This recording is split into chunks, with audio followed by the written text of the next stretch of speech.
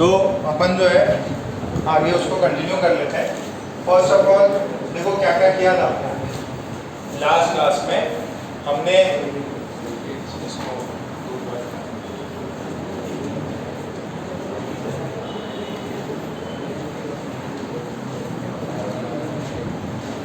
Last class में हमने first of all पढ़ा था रिफ्रैक्शन। रिफ्रैक्शन का लॉ क्या होता है, जरा राघव बताओ बेटा। What is law of refraction? Notes नहीं पढ़े? क्यों नहीं पढ़े? खड़ा जाओ बेटा, दशहरा में गया, दशहरा में पढ़ना था लॉ ऑफ रिफ्रैक्शन। हाँ भाई सरदार जी बताओ लॉ ऑफ रिफ्रैक्शन।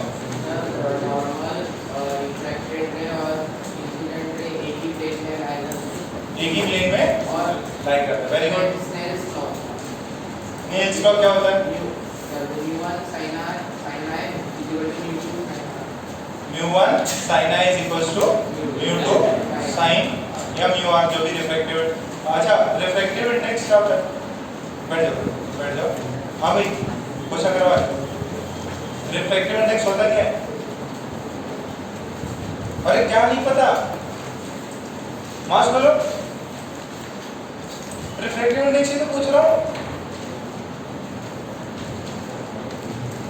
क्या होता है रिफ्रैक्टिव इंडेक्स? म्यू। क्या प्रॉब्लम्स कर लिए? म्यू पता ही नहीं क्या होता है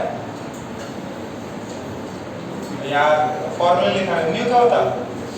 स्पीड ऑफ लाइटिंग में स्पीड ऑफ लाइटिंग मीडियम। जिस मीडियम का म्यू निकालना है उसके लिए speed of lighting vacuum upon speed of lighting that medium. बैठ जाओ और मत पढ़ाई करो। 2 दिन क्या किए? दशहरा हो गया, फिर गैसेस का वो मैथ्स का सब यार ये फालतू एकदम फालतू। ये कर रहा था इसके लिए ये नहीं किया। ये तो बेसिक आना ही चाहिए। क्वेश्चन के बाद पावर बुलाना। फिर क्या होता है? रेशियो होता है स्पीड ऑफ लाइट। इसको बोलते हैं ऑप्टिकल प्रॉपर्टी होती है मीडियम की। लाइट की स्पीड में क्या अंतर रहता है, मतलब रेशियोस क्या रहता है वो बताया मैंने। फिर उसके बाद में हमने स्नेल्स लॉ किया और क्या क्या किया? हाँ एपेरेंट डेप्थ। ये स्नेल्स लॉ तो बहुत पहले कर दिया था। एपेरेंट डेप्थ क्या होता है? फॉर्मूला क्या होता है? अगर देखो 2 चीजें होती है, या तो आप ये म्यू रेरर है और ये म्यू डेंसर है। यहाँ पे आपका ऑब्जेक्ट है, यहाँ पे आप देख रहे हैं ये हाइट है h। अच्छा ये बताओ अपना ऑब्जेक्ट इसमें रेरर में कि डेंसर में? इसमें डेंसर में। तो ज्यादा नीचे दिखाई देगा कि ऊपर दिखाई देगा? पानी वाला एग्जांपल याद रखना, पानी वाला एग्जांपल। तो क्या होगा? h dash is equals to h into mu rarer upon mu denser होता है। देखो अब म्यू डेंसर की वैल्यू क्या है? या ये देखो कि इसमें ऑब्जर्वर है, ऑब्जर्वर जिसमें आंख है वो पहले आता, और डेंसर जिसमें ऑब्जेक्ट है वो आता। ऑब्जेक्ट वाला किधर आता? नीचे। अच्छा इस वाले केस में देखो ऑब्जेक्ट इधर है, this is mu rarer and this is mu denser, और यहाँ पे कोई मछली देख रही है इसको, ठीक है। और ये हाइट है y, तो y डैश कितना हो जाएगा? y इनटू कौन ऑब्जर्वर कौन है? आंख कहाँ पे है? Mu denser. ऑब्जेक्ट इसमें यहाँ पे ये अलग था, ठीक है। अच्छा ये जो वैल्यू होगी ये y डैश y से बड़ी होगी कि छोटी? y डैश जो है काफी बड़ी होगी, ठीक है। y dash compare to y बड़ी होगी। और ये अपन ने किया था। फिर इसके अंदर शिफ्ट की वैल्यू कितनी है वो भी निकाल सकते हैं अपन। शिफ्ट की वैल्यू कितनी होगी? h डैश माइनस h या h माइनस h। अच्छा इसमें क्या होता है? इधर शिफ्ट होता है, उसके अंदर भी वहाँ ऊपर की तरफ शिफ्ट, ठीक है। ये करा देता और स्पीड भी बता दी थी। क्या स्पीड क्या हो जाएगी? v dash is equals to v into mu r by mu d। इस वाले केस में स्पीड ये हो जाएगी, इस वाली स्पीड में, इस वाले केस में स्पीड होगी v mu d by mu r हो जाएगी। फिर स्पीड हो गया। फिर शिफ्ट इन पाथ करा दिया तो उसका डेल्टा x कितना आया था? Thickness of the slab into sec r into sin I minus r. Very good. फिर shift in the position of the object due to a glass slab. देखो यहाँ पे ऐसे glass slab रखा हुआ है और इसका thickness है सम t मान लो. यहाँ पे ऑब्जेक्ट है O, यहाँ पे x और ये है म्यू ग्लास, ये है म्यू सराउंडिंग, ये है mu surrounding and this is our observer. तो इसके शिफ्ट की वैल्यू कितनी आएगी?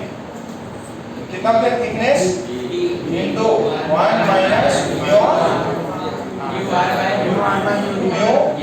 ऑब्जर्वर बाय नहीं ये है क्या? ध्यान से सुनना, यहाँ पे किसका आएगा? म्यू एस आएगा कि म्यू जी आएगा? म्यू एस आएगा. दैट इज ऑब्जर्वर अपॉन ये क्या है? Mu glass. ये कह रहा था 2 स्लैब रख के अपन ने कराया था कि 2 स्लैब रखे हुए हैं. 2 स्लैब में क्या होता है? सिंपली ऐड हो जाता है. ओके. फिर उसके बाद में पहले क्या क्या किया था? अच्छा ये वाले प्रॉब्लम्स करा देते हैं. एक सेकंड जो दूसरे प्रॉब्लम देख लेते हैं. कौन से नहीं. ओके. ये याद रखना है बेटा, एकदम सिंपल सी चीजें. आप नहीं करोगे तो दिक्कत होगी. सबसे इजी चैप्टर है थ्रू आउट फिजिक्स, सबसे इजी चैप्टर है और इससे क्या है क्वेश्चन भी ज्यादा आते हैं और अपने से बनने के maximum chances.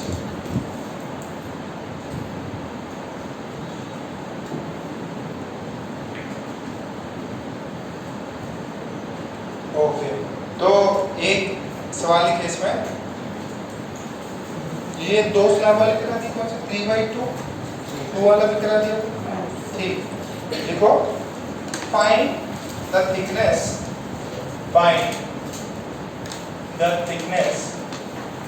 of a glass slab.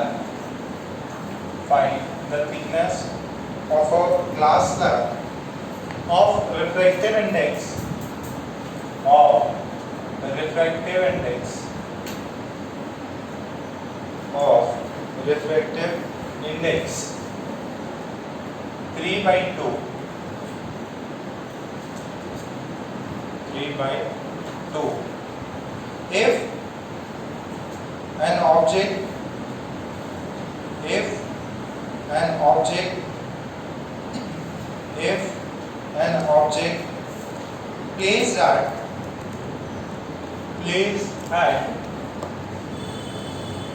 if an object placed at a distance of 22 centimeter.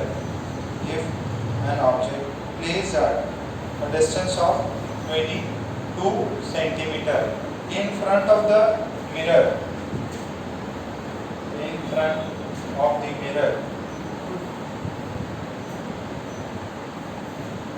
will have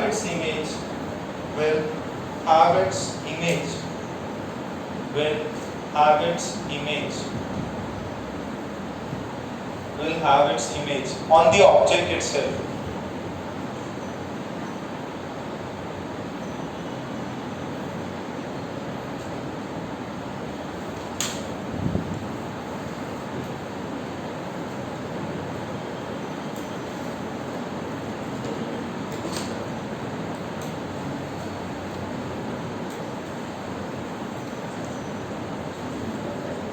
question समझो. प्रथमेश आया क्या?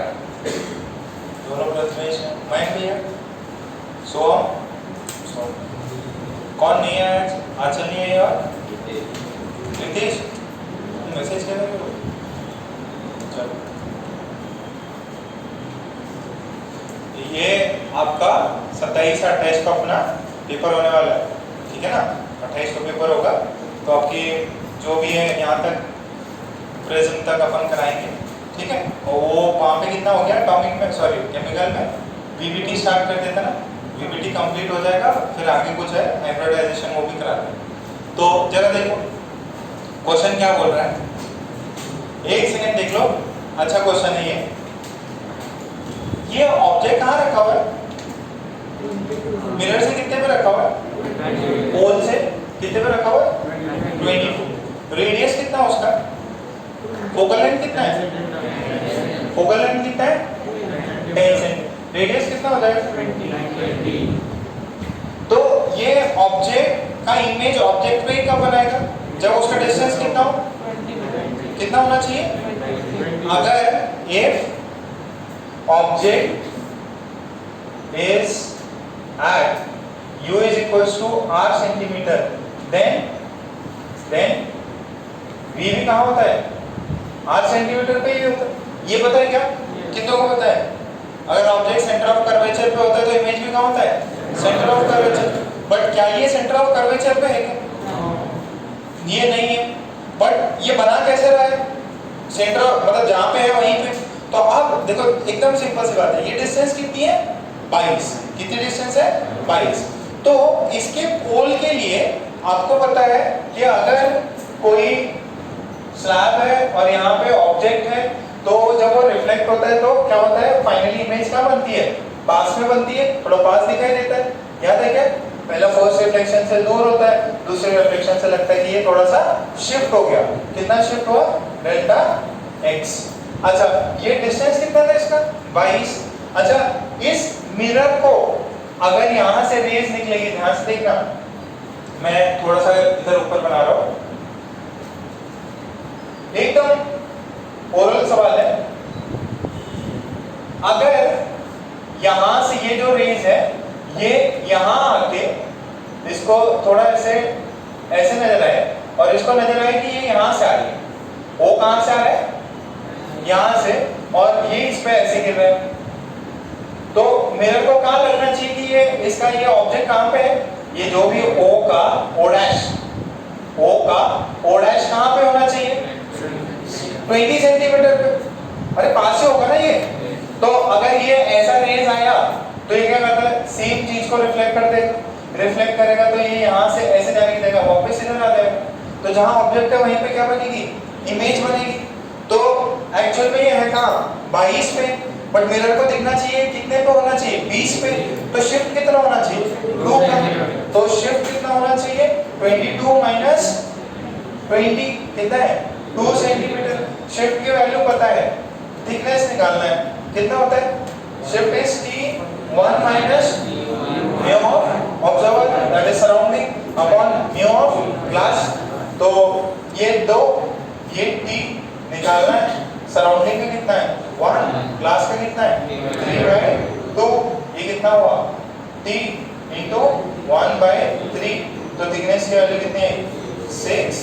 सेंटीमीटर, कितना चमका ये वापस बताएं, देखो आपको क्या बोला गया कि कहां पे रखा जाए कि ऑब्जेक्ट इसका थिकनेस कितना हो ताकि ऑब्जेक्ट पे ही इमेज बने, ऑब्जेक्ट पे इमेज कब बनता जब ये ऑब्जेक्ट मिरर को फील हो कि वो मेरे किस पे हो सेंटर ऑफ कर्वेचर पे, बट ये तो 22 है और उसका सेंटर ऑफ कर्वेचर 20 है, यानी कि इसका इसके बाद इससे पास होने के बाद में मिरर पे जब जो लाइट गिर रही है उसको लगना चाहिए कहां से आ रही हो 20 से, तो यहाँ से ऑब्जेक्ट ये ऐसा गया और ये थोड़ा सा यहाँ पे O डैश पे आया, तो ये वाला 20 पे है और ये टोटल कितना था 22 सेंटीमीटर था, तो ये शिफ्ट कितना का हुआ डेल्टा x 2 का हुआ, delta x 2 centimetre, this is t 1 minus 1/3/2, final answer आया 6 सेंटीमीटर, फाइनल कितना आया 6 सेंटीमीटर।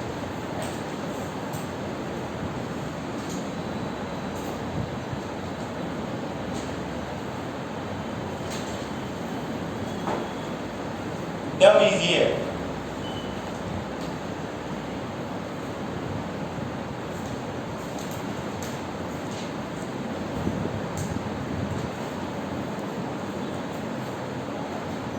एक रीट्रेसिबिलिटी वाला चीज बताऊंगा मैं आपको, रीट्रेसिबिलिटी ऑफ लाइट, वो हम थोड़ी देर बात करेंगे।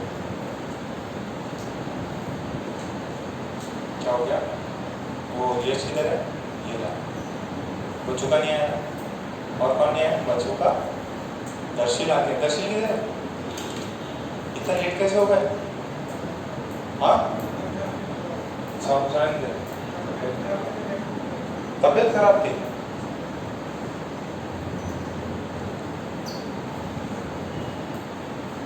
चौधरी जी 2 दिन से नहीं आ रहे क्या, क्यों सर्दी थी, घर पे गया, मैसेज कर रहे क्या? कितना क्या कर रहे? थोड़ा अच्छे से बैठो, अच्छे से बैठो। थोड़ा तुम टेबल का सपोर्ट ले लोगे तो मैसेज करना क्या क्या किया आज, यही रुकना है। वो इतना पक्का? ओके, फिर एक और लिखो। चलो ठीक है।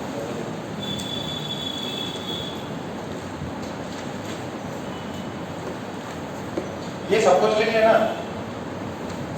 ये अच्छा क्वेश्चन है, एग्जाम में आ सकता है।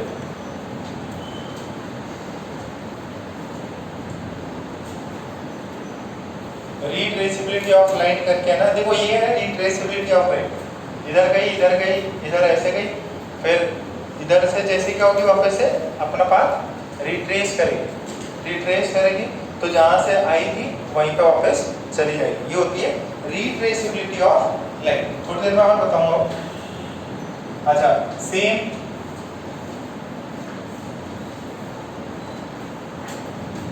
देखो, ये मिरर है, इसका फोकल लेंथ 15 सेंटीमीटर है, इसका ये है म्यू ग्लास है 2, एंड ऑब्जेक्ट है दिस इज 35 सेंटीमीटर। कितना है? 35 centimetre. Find the thickness T so that image is formed on the object itself, so that image is formed on the object itself. मतलब भी ट्राई करो जरा। अरे तुम लोग दशहरे को नहीं आए ना, तो उस दिन रिजल्ट आया आपका। देखा क्या रिजल्ट? 3 बच्चों लोगों का हुआ है, और वो भी कितने में से? आपने पास 38 टोटल स्ट्रेंथ थी, और जिसके अंदर एडवांस के बच्चे, ये सारे एडवांस के बच्चे थे ना, एडवांस के बच्चे अपने पास 24 ही थे। 10 सेंटीमीटर आ गए, 24 बच्चे थे। उसके अंदर भी जिनका फाइनल सिलेक्शन हुआ, काफ़ी कम बच्चे जो थे 24 में भी कम बच्चों का ही, जिन्होंने एडवांस के रजिस्टर किया था, 3 बच्चों का सिलेक्शन हुआ है, सिद्धांत, अनुराग और श्रेयस। अब काउंसलिंग स्टार्ट हो गई है, देखते हैं कौन सा IIT मिलता है।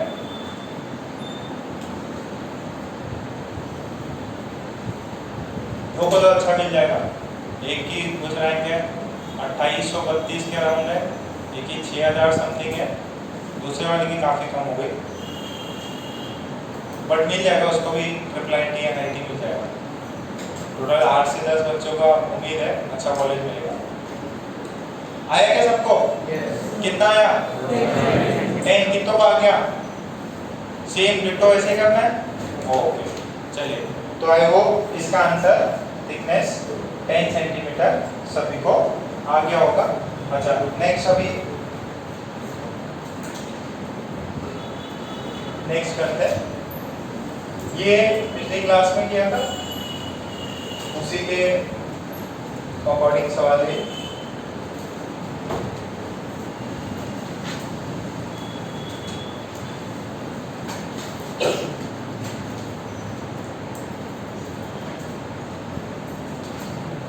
ऐसा दिया है, इसका थिकनेस जो है दैट इज 10√3, और ये जो है 60 डिग्री, इसका म्यू जी जो है दैट इज √3। आपसे पूछा है फाइंड, चलो क्वेश्चन लिख लो। Find the shift, in an incident ray.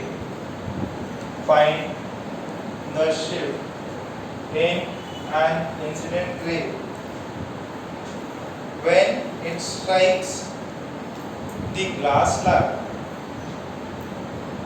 when it strikes the glass slab, when it strikes the glass slab of thickness 10 root 3 centimeter, of thickness 10 root 3 centimeter at an angle of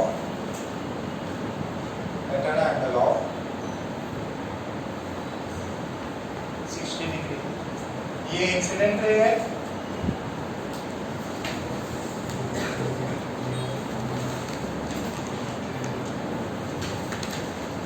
कराए formula लगाओ, direct answer आ जाएगा।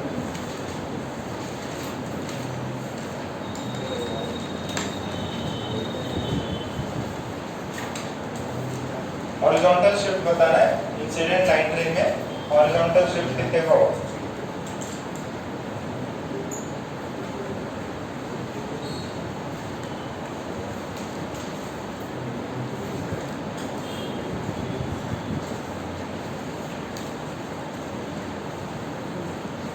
Find the horizontal shift. Find the horizontal shift कितना रहा? 10 to 59. Horizontal shift बताना है incident light में, ये वाला नहीं है। कहाँ के वो? ये shift in the path of the light, ये वाला सवाल है ना, है ना? वो सब क्या क्या कर रहे हैं भगवान?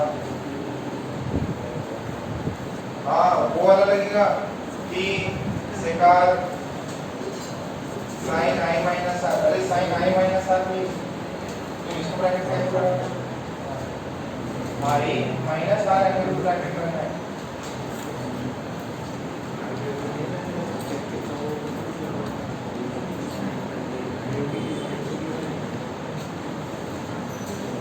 वेरी गुड, r निकल गया तुम्हारा। अरे sin r की 30 डिग्री थोड़ी, r की वैल्यू 30 डिग्री है ना फाइनल। अरे r को 30 डिग्री लिखो, गलत है वो। हाँ फॉर्मूला लगाओ 10 सेंटीमीटर। ओके पहले देखिए ये एयर है तो इसका 1 है, इसका म्यू कितना है? √3। तो क्या मैं लिख दूंगा μ1 sin 60 degree is equals to μg sin r, ये कितना है 1 sin 30 डिग्री इज √3/2, μg कितना है √3, ये कितना है sin r, √3 ने मार दिया। फिर sin r की वैल्यू कितनी है? हाफ, r की वैल्यू कितनी? 30 डिग्री, r की वैल्यू कितनी आ गई? 30 डिग्री। तो i माइनस r कितना होगा? 60 माइनस 30, वो भी 30 होता है सर। ओके तो फॉर्मूला अपना कितना था शिफ्ट का? शिफ्ट का फॉर्मूला है t into cos r sin i minus r। तो ये कितना है? t की वैल्यू कितनी है बेटा? थिकनेस कितना है? 10 √3। फिर ये कितना है? cos r कितना है? cos 30 डिग्री, ये कितना होगा? sin 30 degree. sin 30 बाय cos 30 कितना होता है? tan 30 degree. tan 30 डिग्री की वैल्यू कितनी होती है? 1/√3। तो ये है 1/√3, √3 को मार दिया, आंसर आया 10। कितना आंसर आया? 10। कितनों को आ गया? अब ये थोड़ा सा टफ सवाल, एडवांस लेवल का सवाल, ठीक है?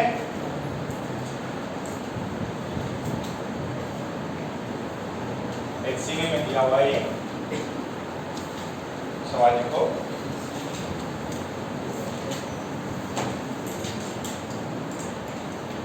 find the value of x, find the value of x above water surface, find the value of x above water surface such that image of the object is formed, such that image of the object is formed, image of the object is formed on the is formed on the object itself is formed on the object itself.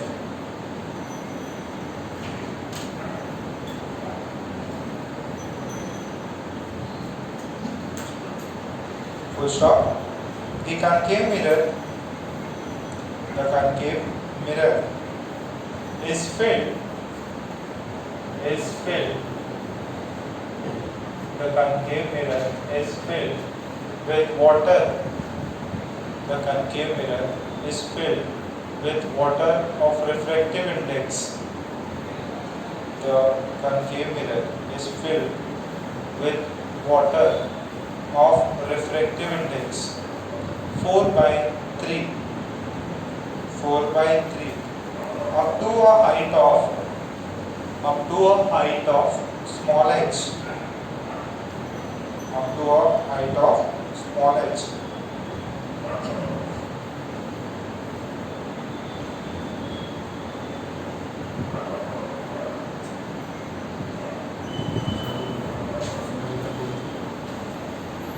देखो क्या बोला गया है कि x की value बताओ जहां पे मुझे ऑब्जेक्ट को रखना है और इसके अंदर पहले से पानी कितना भरा हुआ है, ये वाली डिस्टेंस कितनी हुई h, कितनी है डिस्टेंस, मान लो ब्रिम तक भरा हुआ है, कितने डिस्टेंस है h। अब आपको बताना है ये x कितना रखूं ताकि ऑब्जेक्ट का इमेज ऑब्जेक्ट पे ही फॉर्म हो जाए। अब ये सवाल जो है काफी अच्छा सवाल है, पहले इस क्वेश्चन को एक बार समझ लो, पूछ क्या रहा है फिर मैं सॉल्व करता है इसको। क्वेश्चन कितना हो समझ में आया, मैं ऑब्जेक्ट को x कितना डिस्टेंस पे रखूं ताकि ऑब्जेक्ट पे ही इमेज फॉर्म हो जाए। अच्छा x कहां से मेजर किया है, पोल से मेजर किया है क्या, x कहां से मेजर किया है, सरफेस या वाटर की सरफेस से। अच्छा तो पानी के सरफेस और पोल में डिस्टेंस कितना है, अच्छा यहाँ पे मीडियम एयर होगा, रिफ्रैक्टिव इंडेक्स कितना है, यहाँ पे रिफ्रैक्टिव इंडेक्स कितना है, वो पहले से रखा है। अच्छा ध्यान से सुनना एकदम, एक बार में नहीं समझ में आता, ये पहले बता रहा हूँ, एक बार में सवाल नहीं समझ में आता, पहले इसको जरा दो केस में बताता मैं। अगर केस 1 में देखो, when no water is there, कोई पानी है ही नहीं, तो क्या होगा, पानी की जगह पे क्या मानेंगे, एयर मान लेंगे। ये कटोरा दैट इज मिरर, इसका यहाँ तक का हाइट कितना है h, ये वाला यहाँ पे डिस्टेंस कितना है, ये कितना है x। ऑब्जेक्ट को किधर रखो ताकि सेम इमेज उधर बन जाए, x प्लस r की वैल्यू कितनी होनी चाहिए, x प्लस x की वैल्यू कितनी होनी चाहिए, r होनी चाहिए। कितने को ये समझ में आया, तो यहाँ से x की वैल्यू कितनी होनी चाहिए, r माइनस, ये कब, यहाँ पे क्या है, एयर है, थ्रू आउट एयर है, रिफ्रैक्टिव इंडेक्स कितना है। अब अपन ने बोला कि पानी डाल दिया आपने, अच्छा पानी डाल दिया तो जरा मेरी बात समझना, आपका पोल जो है, पोल वो किस मीडियम में, पानी में है ना, पोल कहाँ पे है, पानी में है। तो आप अगर यहाँ से, अगर आप केस 2 जिसमें पानी भरा हुआ है, case 2 when water is there, तो जो पोल होगा यहाँ पे पोल है, यहाँ पोल के यहाँ पे कौन भरा हुआ है, पानी, और ये ऑब्जेक्ट कहाँ पे है, उसको दिख रहा है x पे, यहाँ पे रखा हुआ है x पे, बट जो चीज पानी में होगी, जैसे मछली, मान लो मछली है पोल की जगह पे, उसको ये डिस्टेंस x नजर आएगा कि थोड़ा बड़ा नजर आएगा, क्या होगा, वो थोड़ा बड़ा नजर आएगा। तो क्या मैं बोल सकता हूँ डिस्टेंस, एपरेंट डिस्टेंस या apparent height, distance of object above, apparent distance of object above water level, water level से above कितना डिस्टेंस होगा, कितना होता है x डैश, कितना होगा x into न्यू ऑब्जर्वर, ये ऑब्जर्वर किस में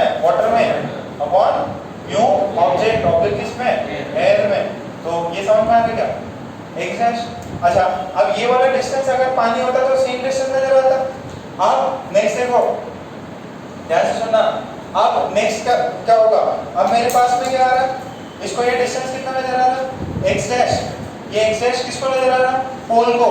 क्यों पोल को x डैश को नजर आ रहा, क्योंकि वो जो है उसके ऊपर वो पानी में रखा हुआ है, तो पानी में रखा हुआ तो उसको डिस्टेंस x डैश नजर आ रहा है।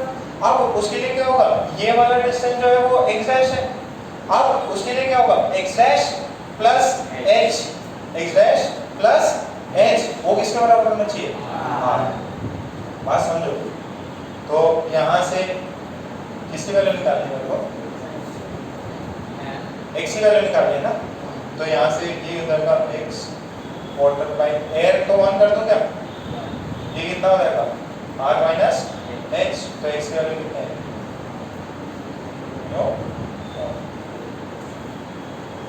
ठीक है। उस वाले में तो एकदम सीधा सीधा आ गया। इसमें क्या है ना, इसमें आपको रिफ्लेक्टिव इंडेक्स कंसीडर करना पड़ेगा। एक बार छाप लो, वापस समझा दूंगा। हाँ किधर, सेकेंड वाले केस में देखो, इसको मान लो ये जो है इसके अंदर पानी है, ठीक है, थ्रू पानी भर जाए तो वो x वाले में जो डिस्टेंस है ना वो रिलेटिव पानी में कितनी हो जाएगी, x डैश हो जाएगी।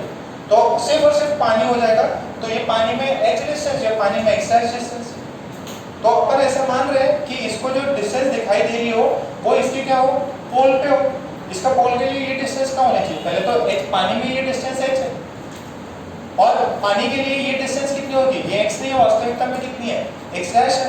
और यहाँ पे उसको नजर आ रहा ऑब्जेक्ट, और ये ऑब्जेक्ट जो है वो इस मिरर के लिए सेंटर ऑफ कर्वेचर होना चाहिए। सेंटर ऑफ कर्वेचर इस मिरर के लिए जिसमें पानी भरा हुआ है, या यहाँ मान लो मछली है, उसके लिए पोल की डिस्टेंस कितनी हो, सॉरी सेंटर ऑफ कर्वेचर कितना होगा, पानी में डिस्टेंस h और ये x की डिस्टेंस उसको नजर आ रही है x डैश। ये फर्क पड़ रहा है बस, और कुछ भी नहीं है इसमें।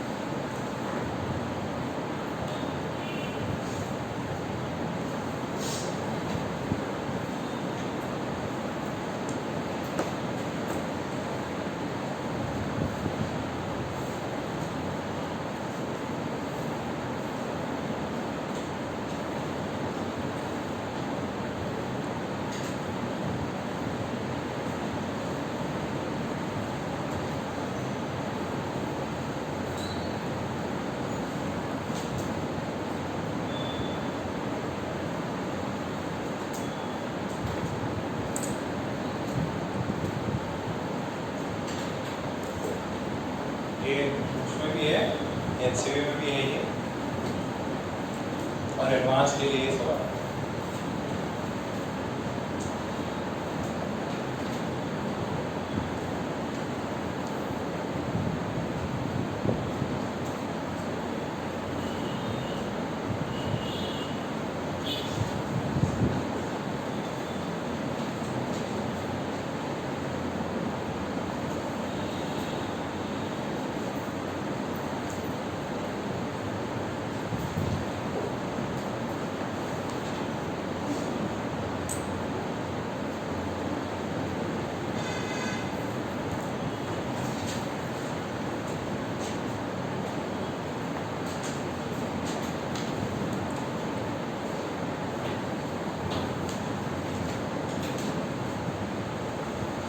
यहाँ से मिल रहा है। अब इसके अंदर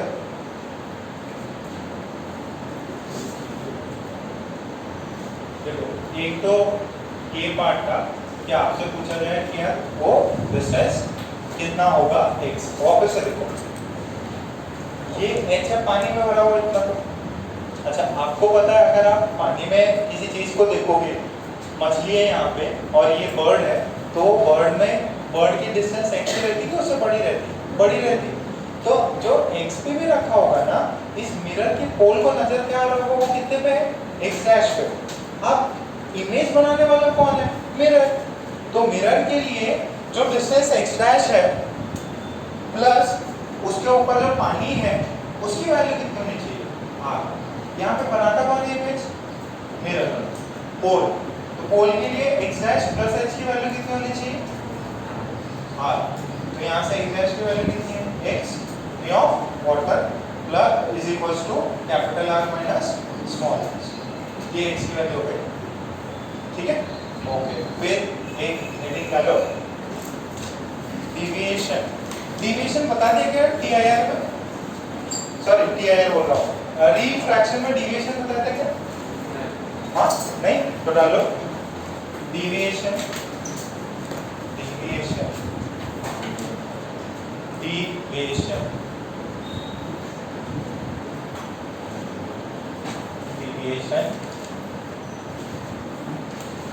in refraction, deviation in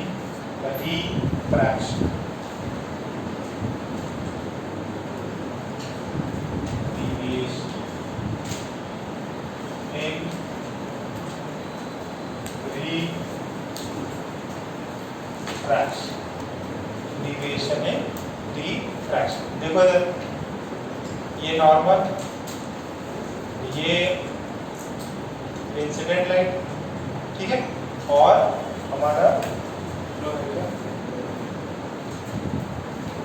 अब अवे फ्रॉम द नॉर्मल हो सकती है या टुवर्ड्स द नॉर्मल।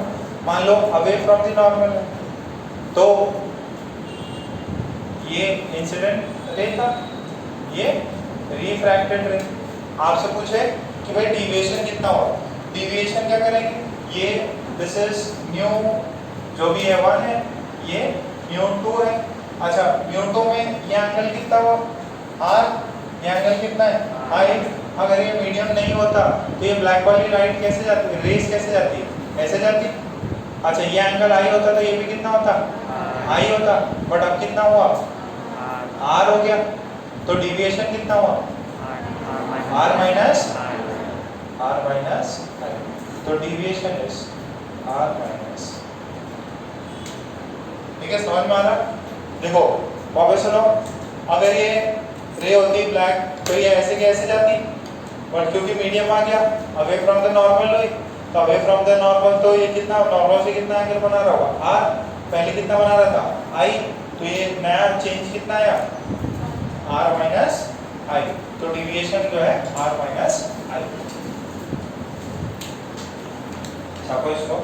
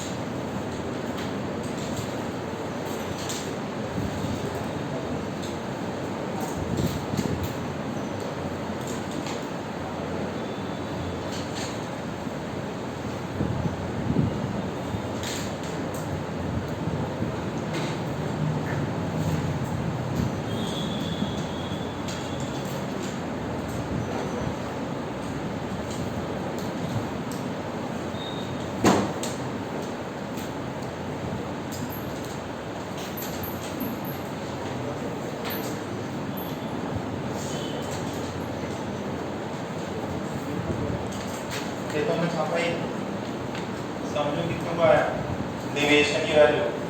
ओ जरा एक और देख लो सर, ये तो अवे फ्रॉम द नॉर्मल बताया आपने, टुवर्ड्स द नॉर्मल हो गया तो ये ऐसा i और ये ऐसा ही i होता, बट अभी कितना जा रहा है, ये थोड़ा पास से ज्यादा, अगर पास से जाएगा तो ये ऐसा हो जाएगा, दिस इज आर, और ये कितना है आई है, और डिविएशन कितना होगा आई माइनस आर। तो इस वाले केस में डिविएशन आई माइनस आर हो गया। क्या मैं बोल दूं क्या, deviation is mod of I minus r, या mod of sorry deviation is कोई भी चीज लिख लो, आर माइनस आई लिख लो या I minus r, in both cases, in both cases away from the normal or towards the normal the deviation value is same, that is mod I minus r, mod I minus r या mod r minus I।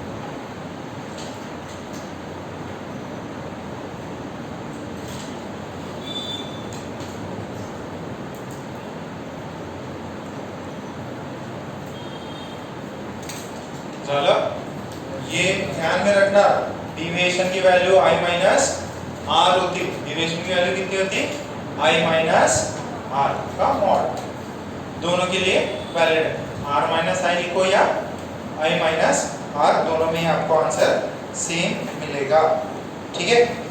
Okay next लिखो,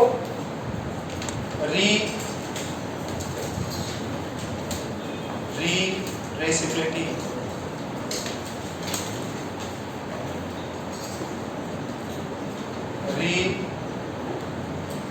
retraceability of line, retraceability of line, एक बार spelling लिखा देता हूँ, घबराओ।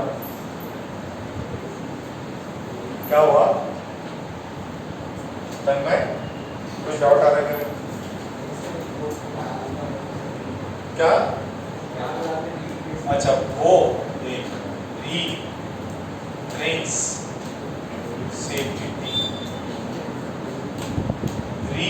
retraceability of line,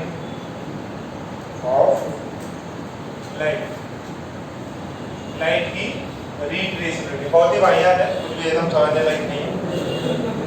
क्या हो कैसा, अरे बस हेडिंग डाली है, कुछ नया नहीं है इसमें। ये देखो, ये एंगल आई बना के आपने इंसिडेंट रे डाला, ये रिफ्लेक्स होगा, कैसे जाएगा ये, ऐसे जाएगा, ये एंगल कितना होगा आर, क्या आई बराबर आर होगा, और ये क्या है, दिस इज इंसिडेंट रे, और ये क्या है reflected ray, this is reflected ray. अब ये रिट्रेसेबिलिटी में क्या बोलता है, रिट्रेसेबिलिटी बोलता है क्या, ये जो है ना जहाँ से जा रहा है वहीं से मारो इसको जरा, तो अपन ने ऐसे डाला, कितना एंगल बनाया आर, तो अब क्या होगा, ये ऐसे बना के बाहर निकल जाएगा। देखो ये जा रहा था ऐसे गया, अब ये क्या है, पाथ चेंज कर दो उसको, तो अपना पाथ रिट्रेस कर लेगा। क्या करेगा वो, अपना पाथ रिट्रेस करेगा। जैसे आप घर से यहाँ आए, आपको छुट्टी कर दी अपन ने, कहाँ जाओगे, यहाँ से घर ही जाओगे, जो जिस रास्ते से आए उसी रास्ते से जाओगे, ठीक है, जिस गाड़ी से आए उसी गाड़ी से जाओगे। तो सेम वही है, जहाँ से आया इधर टकरा इधर गया, अगर यहाँ से उल्टा रास्ता कर दो तो मोड़ दो इसको, ऐसे लेके ऐसे कर दो तो ऐसे जाके वापस इधर चला जाएगा। This is called as retraceability. कुछ भी नई चीज नहीं है, मैं ऐसे भी लाइट देता, आप वैसे बता सकते हैं, ठीक है। यहाँ पे भी क्या है, I is equals to R, light ने अपना पाथ वापस रिट्रेस कर लिया, लिख लो, लाइट ने अपना पाथ वापस रिट्रेस कर लिया।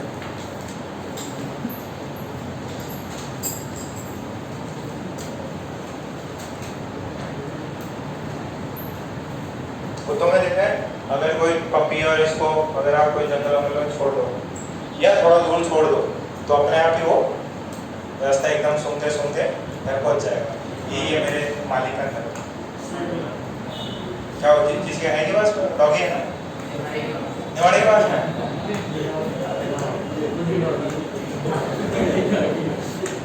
बहुत ज़्यादा बोल रहे थे,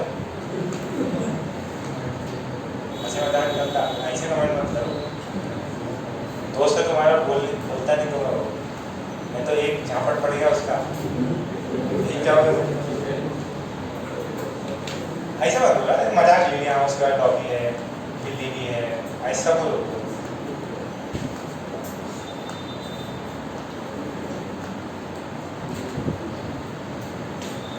गाय भी पाल रखी है, सब कुछ पाल रखी है। गाय किसके पास है, कितने बताया? एक घर पे गाय, किसी घर पे? गांव में चौधरी के भी है, तुम्हारे है कि नहीं? गाय, भैंस, सांड, अपने इधर सांड बोल रहे हो, और उससे ज्यादा बच के रहना है ना, अगर पागल हो जाता हो। किसी पास नहीं गाय, एक ही पास, लड़के पास किसी में नहीं। कोई जो गांव में रहता है, थोड़ा खेड़े में रहता नहीं। अरे वो किधर है अपना? वो दूसरा किधर है? और जो वो आया नहीं क्या? दूसरा लोग चिड़िया वाले के पास होगी नहीं है? और तुम्हें सब पता है? हाँ ठीक है। हमारे गांव में हमारे पास में ऊँट था, कैमल। और किसी कैमल किसके पास था? या चाचा मौसा? चलो अब तो जमाना ही चला गया, अब तो कैमल नहीं बुलेट रखते सब लोग, बुलेट से चलेंगे। जमाना बदल गया ना, से 20 साल पहले की बात था। ऊँट रखा करते थे लोग, ऊँट पे चल रहे हैं और घोड़ा गाड़ी लगा के उसको। अब तो सब ट्रैक्टर आ गए सब जगह पे। चलिए नेक्स्ट, ये वाला हुआ, दिस इज एन रिफ्लेक्शन। अच्छा जरा ये देखो, अगर अपन ने ये μ1 ये μ2 अपन ने ये लाइट दिया, मान लो ये अवे फ्रॉम द नॉर्मल आया, ठीक है, दिस इज आर। अब इसका उल्टा क्या होगा? देखो अपन ने लाइट, इंसिडेंट लाइट रे इधर डाली, ये कहां गई?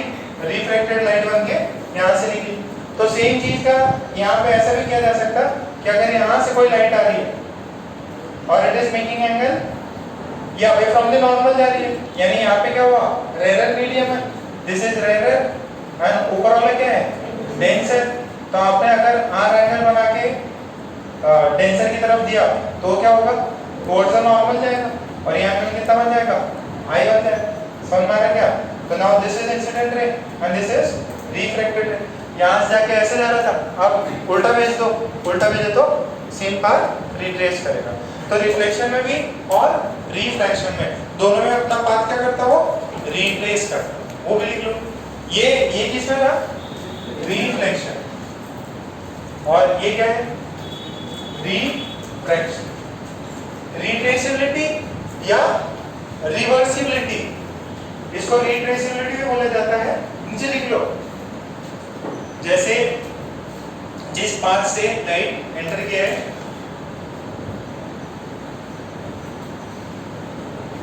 जिस पाथ से लाइट एंटर किया है, अगर लाइट की डायरेक्शन चेंज कर दें तो उसी पाथ से एग्जिट करेगा। जिस पाथ से एंटर किया है, अगर लाइट को रिवर्स कर दें तो उसी पाथ से क्या करेगा? एग्जिट। होता है ना, दो दरवाजे होते हैं, एंटर वाला और एक एग्जिट वाला।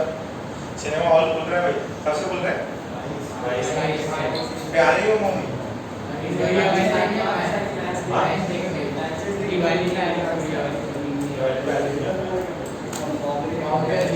बैटमैन आई है, बैटमैन देखिए, उसकी भी आएगी ब्लैक एडम। हाँ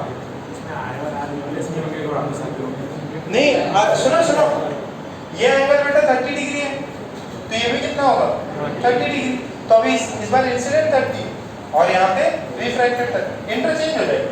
अगर ये एंगल, सुनो, मान लो फॉर एग्जांपल ये 30 था और ये 45 था, तो जब आपका इंसिडेंट एंगल जो है, इंसिडेंट एंगल वो 40 डिग्री होगा, 45 डिग्री होगा, तो रिफ्रैक्टेड जो होगा वो कितना होगा? ये इसको थोड़ा सा चेंज करो, ये R है और ये I है। जब मैंने इंसिडेंट इतना कराया, इंसिडेंट अगर मैंने 45 डिग्री कराया तो यहाँ पे रिफ्रैक्टेड 30 था, यहाँ इंसिडेंट 30 कराया तो रिफ्रैक्टेड 45, मतलब रिवर्स रहेगा।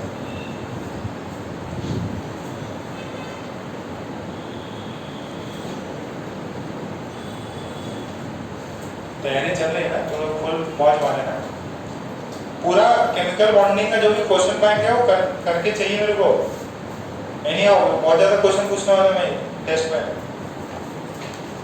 और लाइट का सोचा था रिफ्लेक्शन अभी पूरा कंटिन्यू करो, बाद में इनके चैप्टर वाइज, अभी चैप्टर खत्म होने में बहुत टाइम है इसमें, बिठा दो। ओके, और डिविएशन बता दिया, ये बता दिया। फिर हेडिंग डाल लो total internal reflection, total internal reflection, total internal reflection.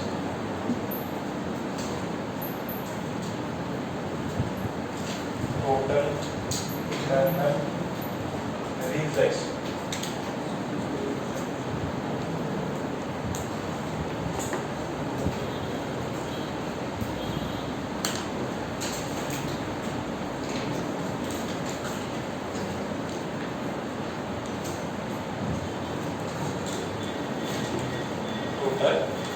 Internal deflection, प्यार से इसको बोलते हैं TIR, total internal reflection, TIR।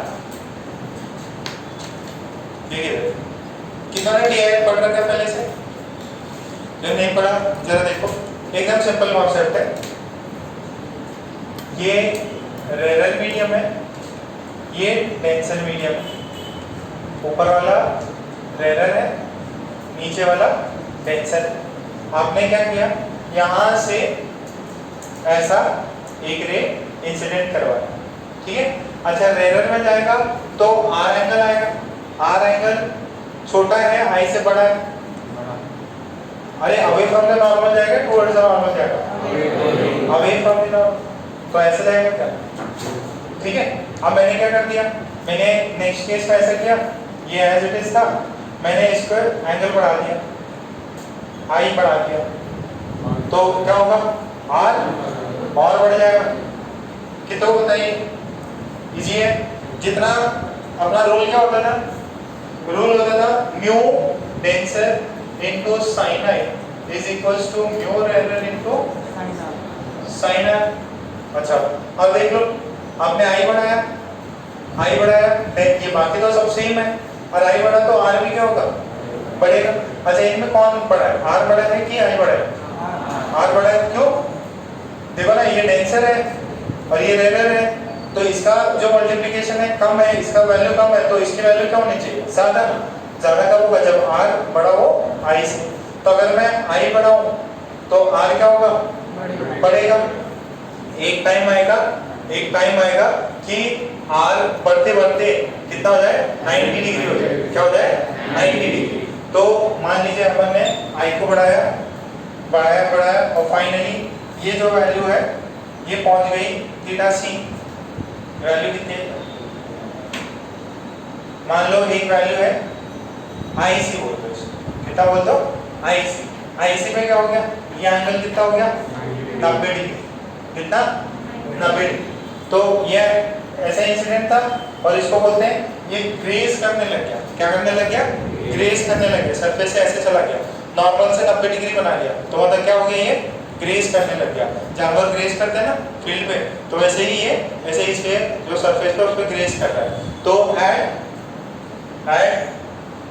I is equals to IC, R की वैल्यू कितनी 90 डिग्री, तो उसके अंदर लगाओ जब mu D into sine IC is equals to mu R into sine 90 degree, ठीक है। तो यहाँ साइन 90 डिग्री की वैल्यू कितनी होती है, 1 होती है। ये सॉरी कुछ गड़बड़ कर दिया मैंने, ये म्यू एरर है, ठीक है, दिस इज म्यू एरर। नीचे क्या कर दो, म्यू डेंसर, साइन IC की वैल्यू कितनी हुई? Mu rarer by mu denser. यहाँ IC की वैल्यू कितनी हुई? Sign inverse mu rarer by mu denser. What is this? This is the critical angle. What is this? This is critical angle. What do you mean by critical angle? Critical angle वो angle है जिस पे रे अगर denser medium से rare medium जा रही है तो जो बाहर निकलने वाली रे है वो कितना होना है angle? 90 degree. This is called as IC is called as critical angle. IC is called as critical angle of incidence. ठीक है? And IC is equals to theta c, R की वैल्यू है 90। ठीक है, लिख लो इसको।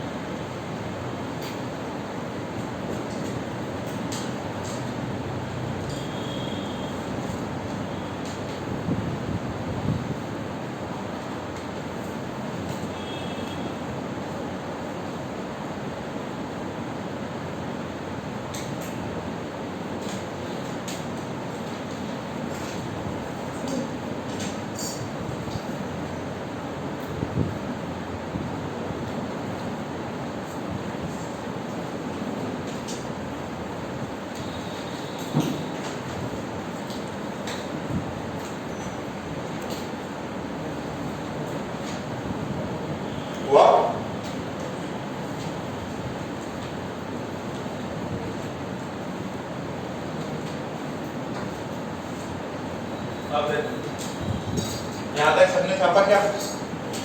इसका रह गया हो रमेश छाप रहे हो क्या? अच्छा, अब अपन ने पढ़ लिया कि जैसे जैसे अपन इसके एंगल को बढ़ाते जाएंगे या आर भी बढ़ता जाएगा और एक इंसिडेंट आएगा, आर की वैल्यू कितनी हो जाएगी? 90 डिग्री। तो उस समय का जो एंगल ऑफ इंसिडेंस है उसको क्या बोलते हैं? IC और थीटा c, उसको बोलते हैं क्रिटिकल एंगल। अच्छा, अब एक बहुत बेहतरीन फिनोमेना हुआ और बहुत मतलब मजेदार फिनोमेना है। ये फिनोमेना क्या बोला कि अगर मैं एंगल बढ़ाते जा रहा हूँ और मैंने अभी I की वैल्यू जो है ग्रेटर देन IC कर दी, मैंने क्या कर दी? I की वैल्यू ग्रेटर देन IC कर दी। देखो ये IC था, हमने IC से ज्यादा बड़ी वैल्यू डाली, हमने I की वैल्यू जो है ग्रेटर देन IC से अगर इंसिडेंट कराया तो ये म्यू डेंसर है और ये क्या है? म्यू रेयर है। तो अब रे बाहर कितने एंगल से निकलेगी? 90। नहीं, निकलती ही नहीं है, अब नहीं निकलती ही नहीं है। निकलने बंद हो गया उसका। अगर आपने ग्रेटर देन IC डाल दिया तो बाहर जाती ही नहीं, वो क्या करती, अंदर ही आ जाती। देखो total internal reflection, total internal reflection, इसके बाद में क्या होता है, रेस का रिफ्लेक्शन स्टार्ट हो जाता। ये रिफ्लेक्शन करता ही नहीं, क्या करने लग जाता, TIR करने लग जाता, total internal reflection. Total internal reflection कितने एंगल पे होता है, ये एंगल पे होता है ग्रेटर देन IC के। अगर ग्रेटर देन IC डालोगे तो रे जो है बाहर वाले मीडियम में जाएगा नहीं, वो क्या करेगा, अंदर ही रहेगा। TIR का मतलब क्या है, रेज जो है, सिग्नल है, लाइट है, वो बाहर जाएगा ही नहीं, वो कहाँ पे आएगा, वो अंदर ही आएगा, वापस अंदर आएगा।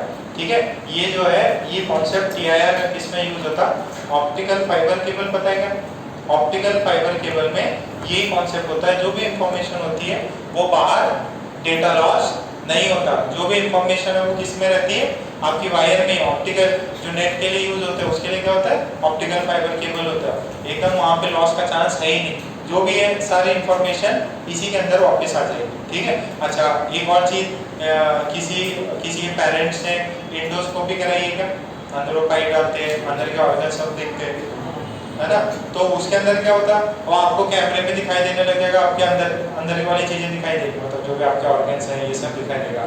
अब उसके अंदर भी क्या होता, इमेज कैप्चर होती, अब उसके अंदर वो इंफॉर्मेशन अपने को वापस लेनी है, तो उसके अंदर भी जो भी है रेज है वो उसी तरह से आती है। ठीक है, तो एक काइंड ऑफ बेटर एप्लीकेशन हो सकता है कि आपने कुछ डाला और उसका इंसिडेंट, जैसे ना इमेज आप लेते, यहाँ से इमेज आप यहाँ ले लिए तो इंफॉर्मेशन है, इधर गया, तो कौन सा कॉन्सेप्ट होता, TIR। किस में होता, कई बार एक बार पूछ लिया था, TIR का कॉन्सेप्ट किस में आता है, ऑप्टिकल फाइबर केबल। जब कम्युनिकेशन पढ़ोगे तब थोड़ा सा और ज्यादा पता चलेगा, अभी के लिए इतना है कि TIR जो है कॉन्सेप्ट किस में आता है, ऑप्टिकल फाइबर केबल्स में आता है। और इसके बाद में क्या होता है, there is no refraction, there is no refraction, only reflection is there, is present। ठीक है, अच्छा ये फिनोमेना के लिए सबसे इंपॉर्टेंट चीज बच्चे भूल जाते हैं, क्या, कि लाइट रे कहाँ से आनी चाहिए, डेंसर से, किस में जानी चाहिए, रेयर। लाइट डेंसर से रेयर की तरफ जानी चाहिए, डेंसर से रेयर की तरफ जानी चाहिए। ऐसा नहीं होता रेयर से डेंसर है, रेयर से, अगर रेयर से डेंसर डालोगे तो एंगल कम ही होता है, 90 डिग्री कभी पहुंचता ही नहीं है, तो आपको रेयर से डेंसर कभी TIR नहीं मिलेगा। TIR कब मिलता, डेंसर से रेयर। पानी में है तो आपको मिल सकता, एक इमेज है मैं आपको सेंड कर देता हूँ, जब जनरली ऑनलाइन पढ़ा रहे थे तब तो सब बच्चों को दिखाई थी मैंने, आप जरा इसको छाप लो, 2-3 पॉइंट्स दिखा था आपको।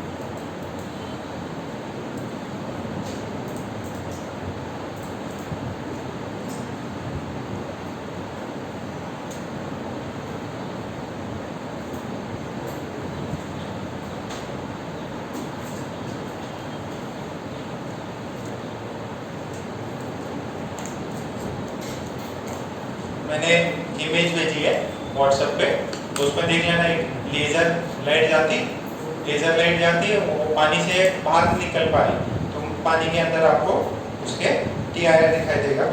और 2-3 और इमेजेस है वो भी अपना, ठीक है, आप उसी को सर्च मारना, वीडियो भी भेज देंगे आपको, है ना, तो आपको फील आएगा कि आपने क्या किया, एक पानी है व्हाइट कलर का और उसके अंदर आपने लेजर डाला, लेजर लाइट डाली तो लेजर का तो ग्रीन कलर होगा, रेड कलर जो भी है, तो अभी ये ग्रीन कलर वाला है तो अभी क्या होना चाहिए, पानी से इसको बाहर जाना चाहिए। और अगर greater than T I R है क्या होगा, जो भी ग्रीन कलर का लेजर है वापस एंटर मार जाएगा, और एंटर मारेगा तो आपको दिखेगा कि ऐसे कंटिन्यूअस जा रहा है, बाहर निकल ही नहीं रहा। तो वो इमेज देख लेना, बहुत अच्छी इमेज है, उसमें आपको थोड़ा सा आइडिया क्लियर हो जाएगा। ठीक है, तो क्वेश्चन करें कि अच्छा पहले पॉइंट लिखा है, पॉइंट लिखो, पॉइंट लिखो।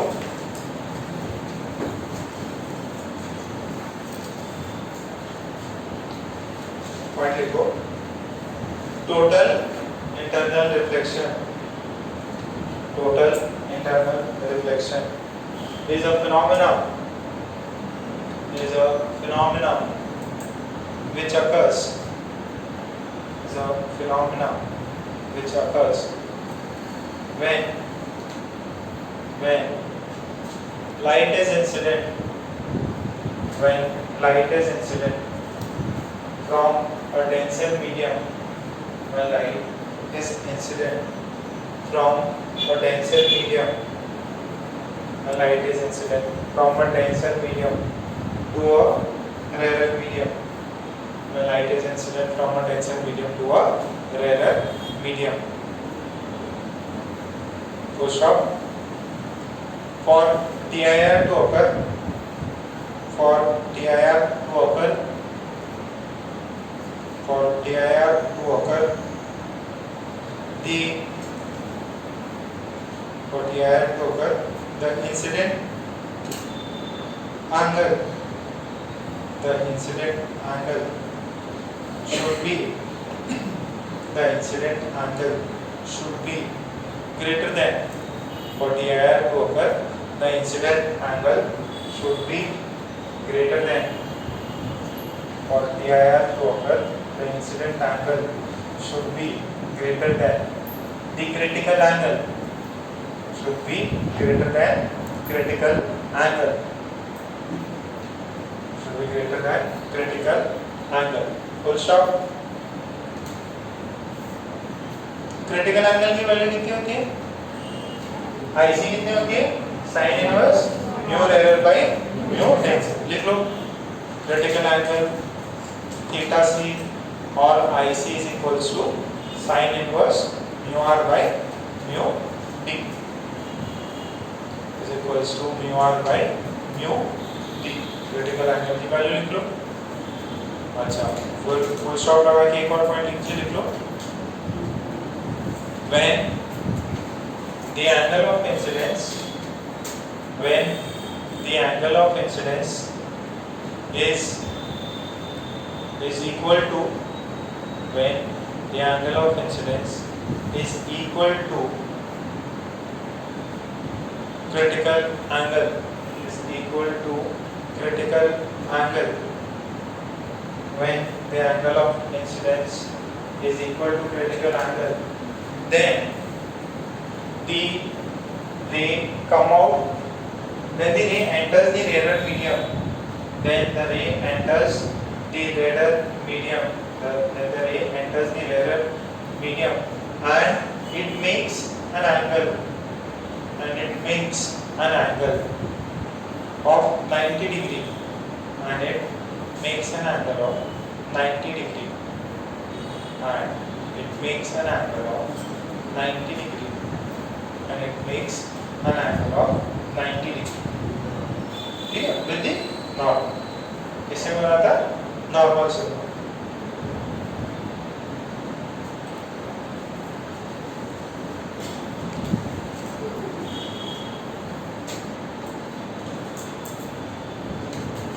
फुल स्टॉप नहीं, अभी question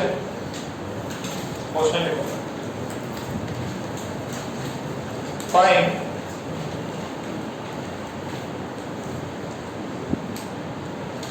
the maximum angle.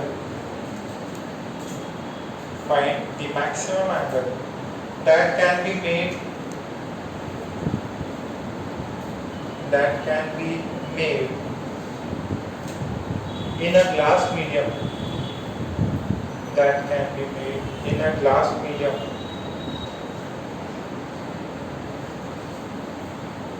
If the light is refracted, if the light is refracted from the glass to the air, maximum कितना एंगल बन सकता है अगर लाइट जो है वो रिफ्रैक्ट हो रही है किससे, ग्लास मीडियम से एयर में।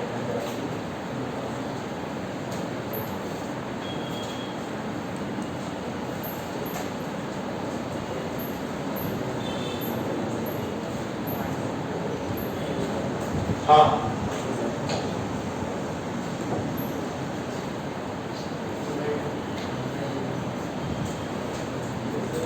हाँ 3/2 रिफ्लेक्टिव इंडेक्स ऑफ ग्लास 3/2, अगर नहीं दिया हो तो 3/2। वाटर का कितना लेना, 4/3, एयर का 1 अगर नहीं दिया हो।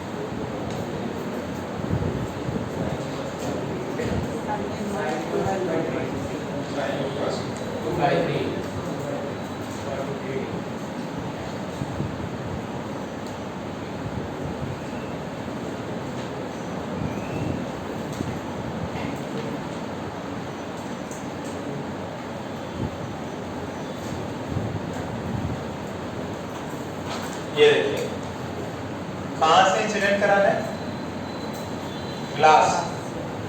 ये आई मैक्सिमम कितने होती है, आई मैक्सिमम आई सी। अब ये क्या है, लाइट जो है क्या कर रही है, पास कर रही है इधर, तो कितना एंगल है 90 degree. This is incident ray, this is reflected.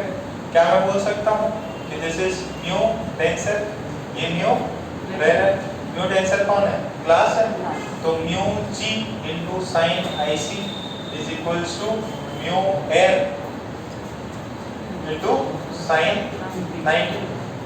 तो ये आई सी की वैल्यू कितनी है, i c is equals to sine inverse mu air by mu plus sine inverse. Air का कितना है 1, ग्लास का कितना है 3/2, तो साइन इनवर्स कितना होगा 2/3।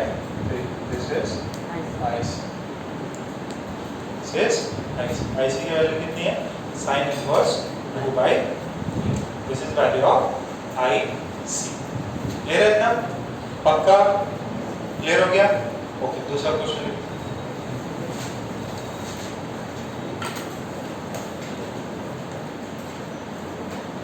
Find the angle of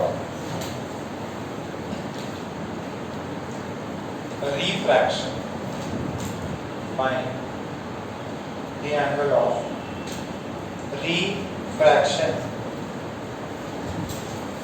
in a medium of refractive index, in a medium of refractive index mu is equals to 2, in a medium of refractive index mu is equals to 2, in a medium of refractive index mu is equals to 2.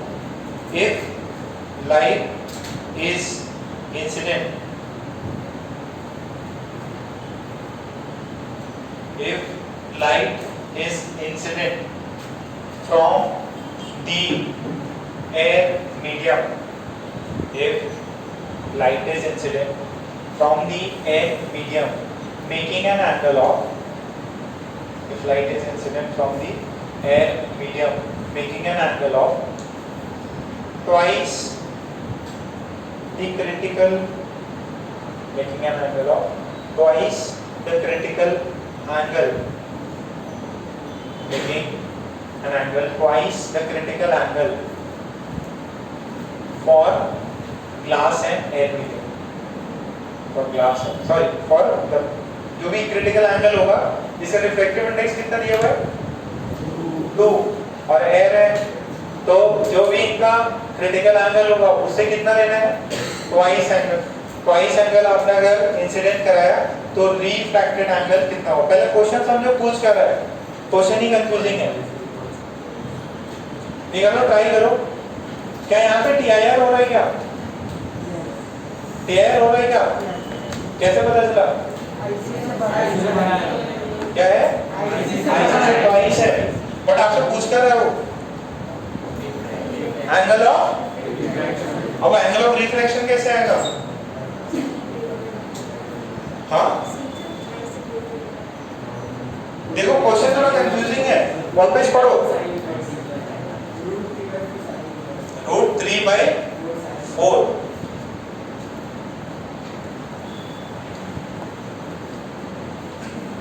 देखो उसने बोला कि एक medium है जिसका reflective index 2 है और air है, और उनके बीच का आईसी आपको पता है। आईसी कैसे निकालते हैं बेटा? Sine inverse. अच्छा ये टीआईआर कब होगा? जब कौन से मीडियम में डाला है? जो ग्लास है, ग्लास से एयर की तरफ जाएगा, बट अपन ने रे कहां से डाला है? रेलर से एयर से डाला गया। तो ये जो है ध्यान से सुनना, अगर मैं ये 2 है और ये 1 है, यहां से डालता हूं तब आईसी आएगा, और ग्रेटर देन आईसी डालूं तो ये क्या हो जाएगा? ये I is greater than IC, तो ये क्या हो जाएगा? टीआईआर शो करेगा। बट यहाँ पे अपना रे कहां से डाल रहा है? ये यहाँ से जा रहा है, ये एयर से आ रहा है, और इसकी वैल्यू कितनी है? 2 टाइम्स आईसी, तो ये क्या होगा? ये μ2 है, ये क्या करेगा? ये टुवर्ड्स द नॉर्मल जाएगा, ये आई था, ये टुवर्ड्स द नॉर्मल जाएगा। आपको ये पूछा है, सबसे पहले मेरा काम क्या है? मुझे ढूंढना है आईसी कितना होगा। आईसी कितना होगा? IC is equals to sine inverse mu rarer by mu denser sine inverse. Mu rarer कितना है? 1, टेंसर कितना है? 2। आईसी की वैल्यू कितनी? 30 डिग्री। तो आईसी की वैल्यू 2 टाइम्स आईसी कितना हो जाएगा? 60 डिग्री। तो ये बाहर से मैंने एंगल कितने से डाला? 60 डिग्री। इसका रिफ्लेक्टिव इंडेक्स कितना हो? 1। इसका कितना है? 2। क्या निकालना है? आर। क्या यहाँ पे स्नेल सॉ लगा दें? क्या स्नेल सॉ लगेगा यहाँ पे? स्नेल सॉ क्या बोलता है? μ1, ठीक है, μ1 into sin i is equals to μ2 into sin r। ये कितना है? 1। ये कितना है?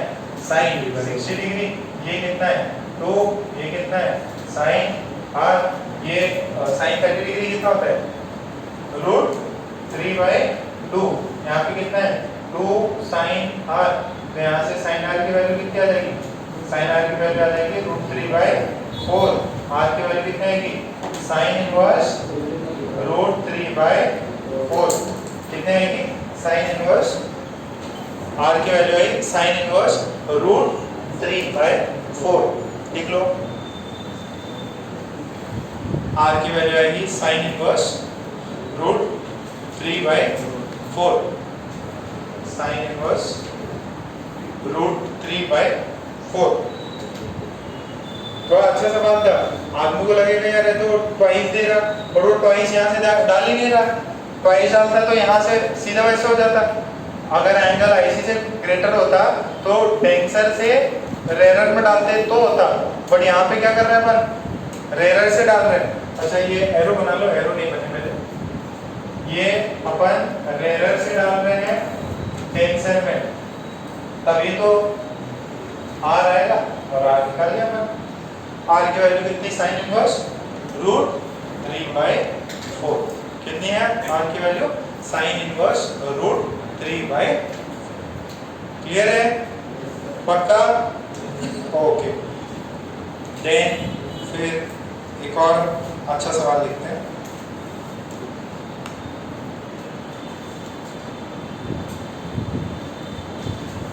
टीआईआर भी खत्म होने वाला। एक अच्छा सवाल मिटा दो, पक्का? देखो एकदम सिंपल से सवाल है, ये आपको करते होना चाहिए। सेकंड थर्ड इसमें है, देखो क्वेश्चन लिखो, what should be the angle theta, what should be the angle theta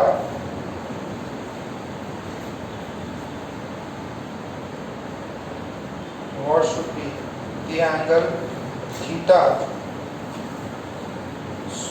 so that what should be the angle theta so that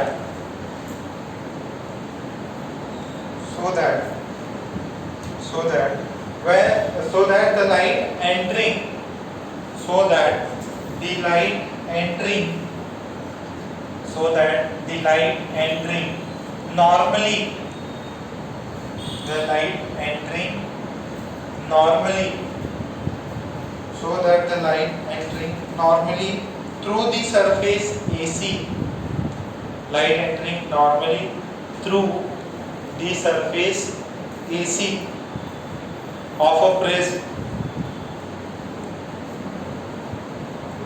entering normally through the surface AC of a prism does not cross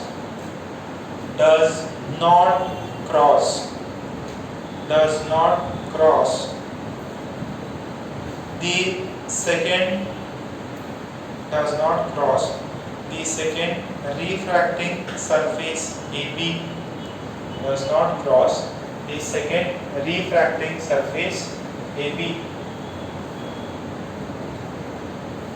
light जो है ये आपने normally डाली, अच्छा इसका mu जरा भूल गया मैं, एक सेकंड बिल्कुल लिखना है, इसका म्यू वही है 3/2 ही है, यहाँ पे एयर है, इसका जो म्यू ग्लास है दैट इज 3/2, ये यहाँ तो एंटर कर गया, ठीक है, और AC में एंटर मारा, बट ये AB से निकल नहीं पा रहा, AB से निकल नहीं पा रहा मतलब AB पे क्या हो रहा होगा, अरे AB के क्रॉस नहीं कर पा रहा मतलब क्या हो रहा होगा, DIR हो रहा होगा, तो जो भी AB पे जो भी एंगल गिर रहा होगा वो ग्रेटर देन IC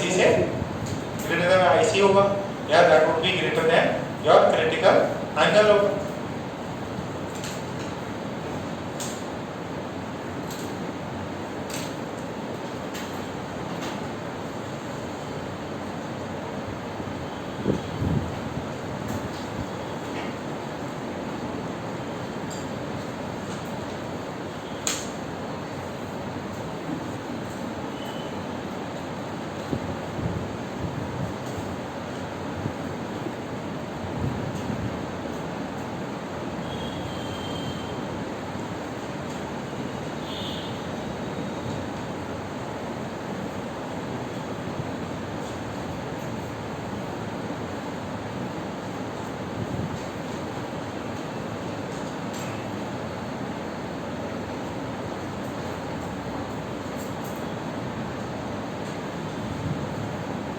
ट्राई करो, हो जाता तो ठीक है, नहीं तो मैं बता ही दूंगा, ग्राफ में ट्राई कर लो, पेपर में ट्राई कर लो, ट्राई नहीं करोगे तब तक चमकेगा नहीं।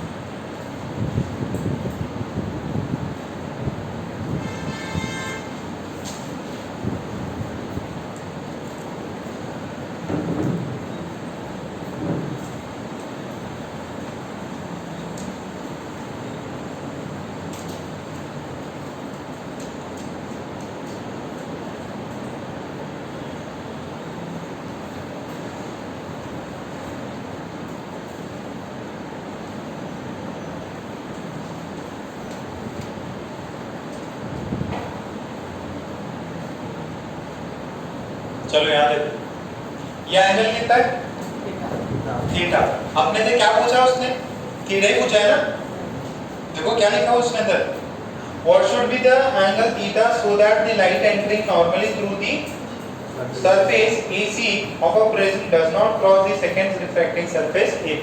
ओके, AB को क्रॉस नहीं करना है, यानी कि मतलब यहाँ पे DIR हो रहा होगा।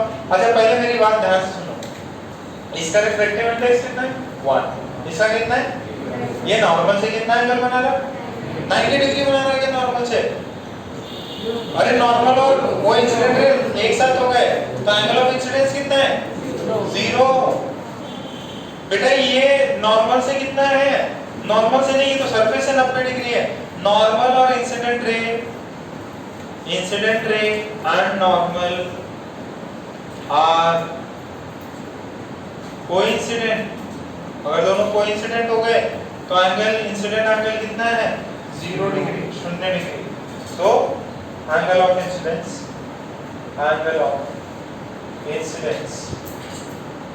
आई कितना हुआ 0 डिग्री।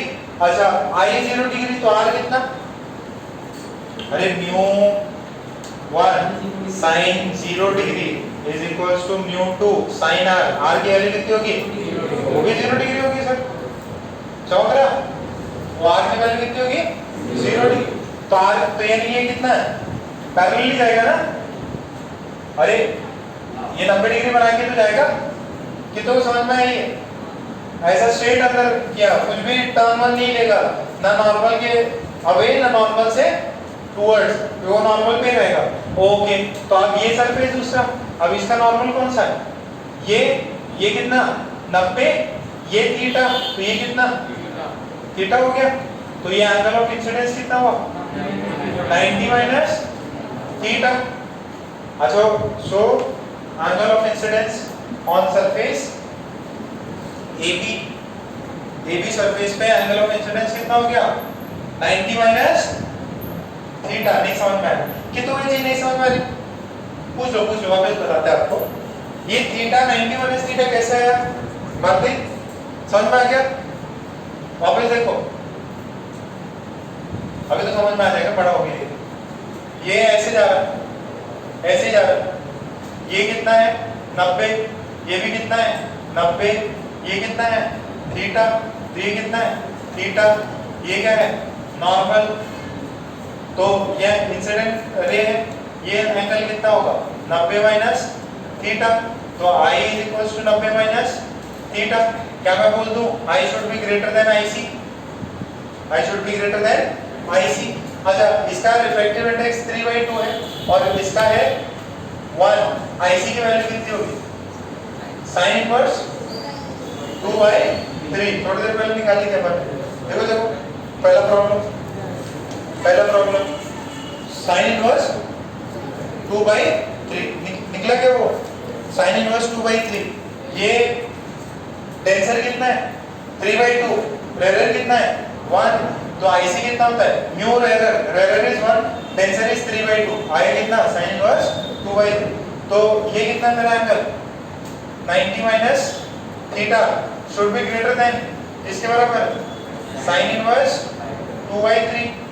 अभी इनइक्वालिटीज पढ़ रखी है थोड़ी बहुत, तो अभी इसको क्या कर लो, ये 90 माइनस थीटा है, दोनों तरफ साइन ले लो, तो sine 90 minus theta is equals to sine of sine inverse 2/3।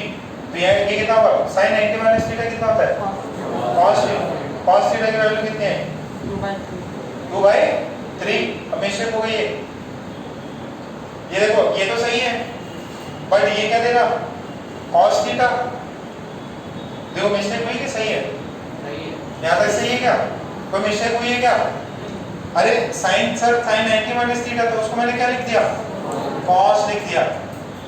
इतना समझ में आ रहा है क्या, ये एंगल इस एंगल से बड़ा है, तो अगर अपन साइन लेते हैं तो साइन में भी सेम चीज रहती, साइन 30 डिग्री साइन 60 डिग्री, किसकी वैल्यू ज्यादा है साइन 30 डिग्री 60 डिग्री, किसकी वैल्यू ज्यादा है साइन 60 की, साइन 30 की वैल्यू हाफ, साइन 60 की किसकी वैल्यू हुई 60 डिग्री की ज्यादा बड़ी। जितना ज्यादा एंगल साइन में उतना ही बड़ा वैल्यू हो जाएगा, जितना बड़ा एंगल उतना ही साइन में वैल्यू बड़ा होगा। तो ये एंगल बड़ा तो इसका साइन भी बड़ा होगा, और ये वैल्यू कितनी होती cos theta should be greater then 2/3। तो यहाँ से कितना है theta should be less than cos inverse 2/3। Sir less than क्यों लिया, cos 0 डिग्री कितना होता 1, cos 90 डिग्री कितना होता है 0। तो cos में क्या होता है बड़े एंगल पे वैल्यू आएगी छोटी, साइन में क्या होता है जितना बड़ा एंगल उतना वैल्यू बड़ा। अब यहाँ पे क्या बोल रहा है cos थीटा की वैल्यू इससे बड़ी होनी चाहिए, तो थीटा इससे छोटा होना चाहिए। देखो cos 60 डिग्री कितना है और cos 90 0, तो एंगल बढ़ा तो ये वैल्यू कितनी हुई छोटी, तो अपने को ये 60 डिग्री है तो 1/3, तो अपने को बोला है cos की वैल्यू किससे बड़ी होनी चाहिए 2/3 से, तो थीटा क्या होना चाहिए इससे छोटा, 2/3 से छोटा। बात समझ में आ रही है? तो थीटा का ये वैल्यू। अच्छा सवाल है ये,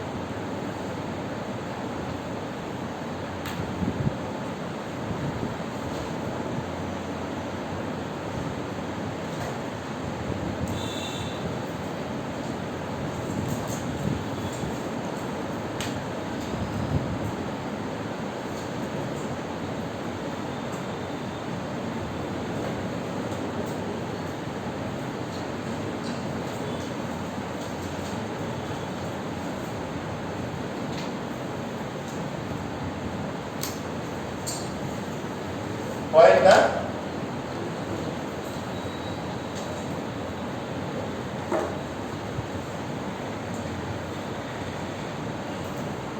ये प्लीज इसमें नीचे लिख लेना,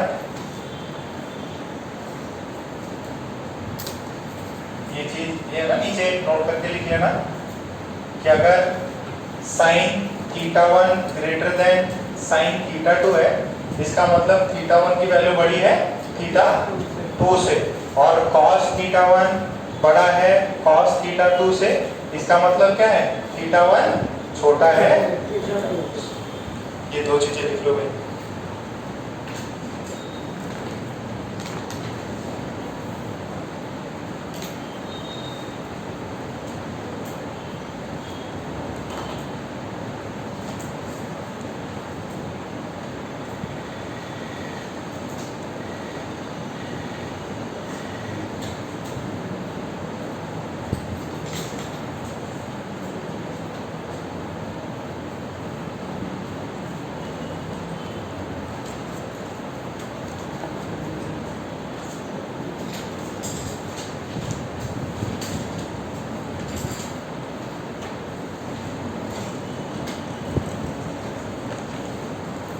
हटा दो।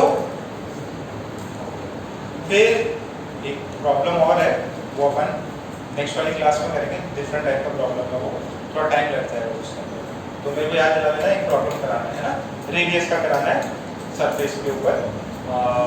कभी आपने देखा है कभी ऐसा कोई मूवीज में या किसी में भी, अगर कोई कैमरा वैमरा नीचे रखा हो पानी के अंदर, ठीक है, तो उसको बाहर का सब कुछ दिखता है कि एक ब्राइट स्पॉट दिखता है, कुछ एक ब्राइट स्पॉट सा नजर आता है। एक्चुअली क्या होता है ना, अगर आप ध्यान से इस चीज को समझो, थोड़ा टाइम लग जाएगा इसमें, चलो बता दिया तो करिए।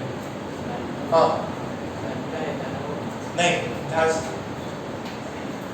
अगर ध्यान से सुनो एक बार, देखो इधर, अगर यहाँ से एक ऑब्जेक्ट रखा हुआ है और ये नॉर्मल है, ठीक है, मान लो अंदर कोई आपने कोई चमकने वाली चीज रख, ठीक है, जैसे बल्ब नहीं रख दिया जो कि हर डायरेक्शन में लाइट दे रहा है, तो अब ये क्या करेगा, ये लाइट देगा इधर उधर उधर सब, नीचे देगा, ऊपर भी देगा, तो यहाँ ऊपर वाली लाइट बाहर निकल जाएगी, थोड़ी और रही बाहर निकल गई, तो ये देखो यहाँ से आने वाली लाइट तो जो है आई, ये आराम से यहाँ से निकल जाएगी, ठीक है, थोड़ा और डिस्टेंस पे जाओ, ये I1 था, ये कितना है I2 है, अब ये कितना हो जाएगा, थोड़ा ये R2 हो जाएगा, अब थोड़ा और आगे ले लो कि लेट से I3 है, तो I3 वाले केस में ये हो जाएगा 90 डिग्री होता है, मान लो I3 इज व्हाट थीटा से। तो अगर इससे यहाँ से जो भी राइट आई वो कहाँ पे जा रही 90 डिग्री। सेम यहाँ पे भी ऐसा होगा कि यहाँ पे अगर this is IC I3, I3 की वैल्यू IC के बराबर, तो ये जो भी लाइट होगी वो कहाँ से जाएगी, बस यही रीजन है, ये वाला रीजन, यही वाला रीजन है जहां पे लाइट क्या है आपको यहां से इधर इधर इधर इधर नजर आएगी, बाकी सारी लाइट कहां जा रही इधर, यानी कि यहां पे आपको कोई भी दूसरी लाइट नजर नहीं आएगी, यहां से जो भी निकली है वो नजर आएगी, बट यहां से एक्स्ट्रा और कुछ भी पास नहीं होगा। तो होता क्या है, सेम केस अगर बाहर से एयर से रेज आ रही है तो रेज यहाँ से एंटर कर रही है, बट यहाँ से जो भी दूर से आएगी वो क्या करेगी, सीधा इधर आएगी। तो बेसिकली क्या होता है, यहाँ पे जो भी है पूरा एक एक्स्ट्रा ब्राइट पार्ट बन जाएगा और नीचे वाला पार्ट तो क्या होगा, वापस रिफ्लेक्ट हो जाएगा। अगर यहाँ से कुछ भी लाइट आया वो अंदर ही रिफ्लेक्ट होगा। तो सिर्फ यही रीजन है जिससे लाइट क्या कर सकती है, बाहर जा सकती है। ठीक है, बाकी रीजन में क्या हो जाएगा, क्या हो जाएगा, टीआईआर हो जाएगा। मान लो आपको बोला ये हाइट h है, आपको बोला ये हाइट h है, आपसे पूछा है ये तो नॉर्मल हो गया, आपसे पूछा है ये r कितना हो, व्हाट इज दिस r, तो एकदम सिंपल है, आपसे पूछा है find r such that an object placed at h do not have rays coming out after r।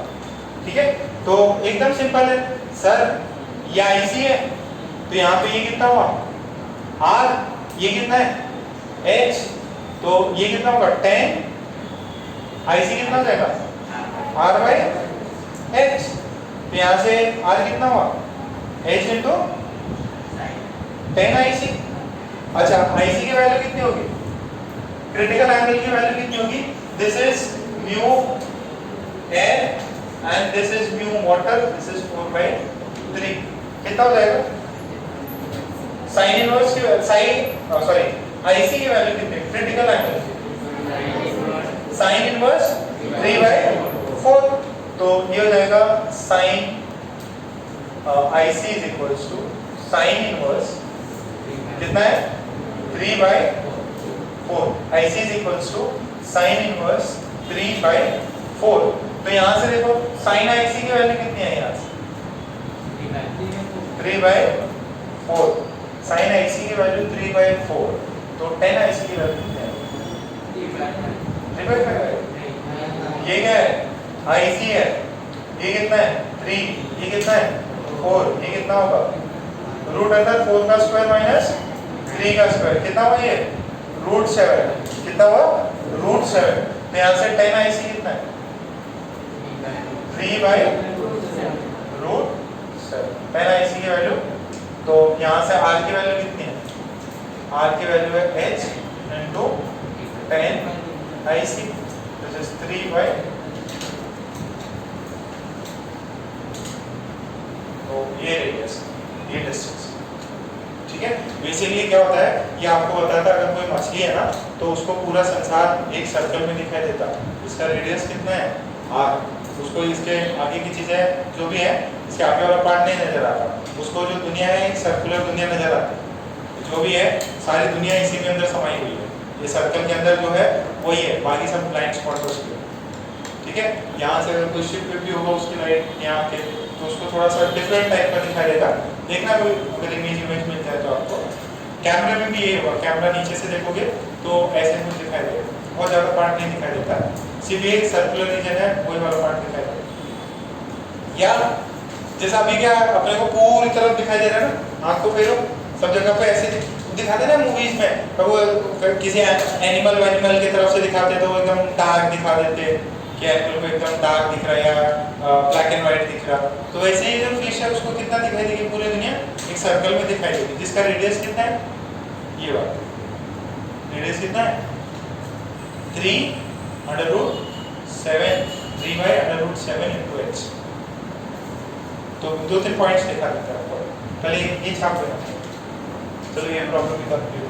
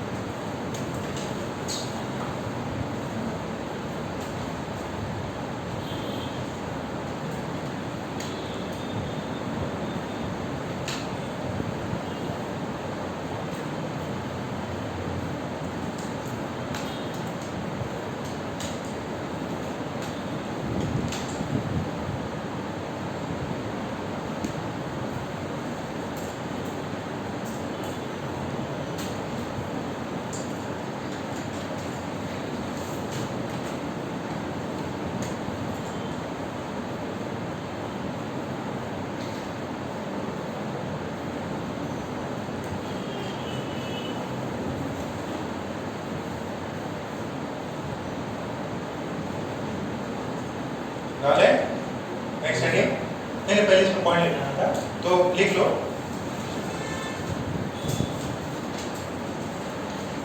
all the rays coming all the rays coming from all the rays coming from point O, all the rays coming from point O, coming from point O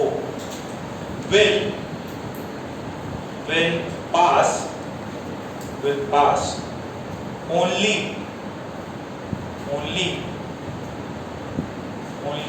through a circle of radius r, will pass only through circle of radius r, through a circle of radius r as shown।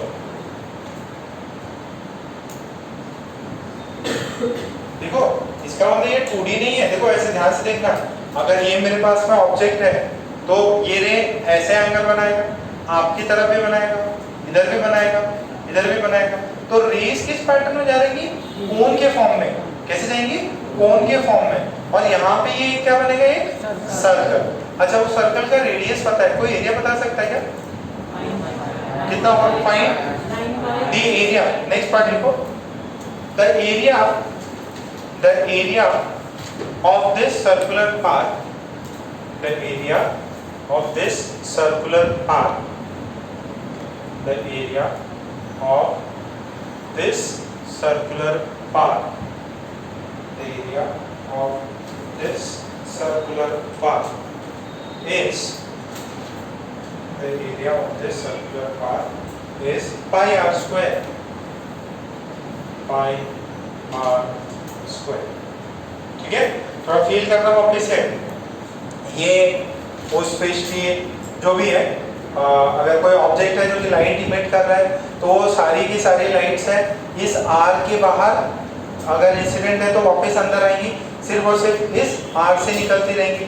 Same case में अगर fish के जो light की जगह अपनी fish है और संसार की जो भी बाहर की लाइट्स हैं वो सारी की सारी क्या होती हैं, एक सर्कल से उसकी आंख में आती है, तो उसको जो वर्ल्ड दिखाई देगा वो कैसे दिखाई देगा, एक सर्कुलर वर्ल्ड दिखाई देगा। उसको अपनी तरफ फ्लैट नहीं दिखाई देगा कि यहाँ पे है यहाँ पे सब कुछ है, ऐसा नहीं। जो भी कुछ आ रहा है वो कैसा आ रहा है, एक सर्कुलर ट्रैक में आ रहा है। ठीक है, तो नई हेडिंग डालो प्रिज्म। TIR खत्म हो गया और रिफ्रैक्शन पूरा पार्ट कंप्लीट हो गया।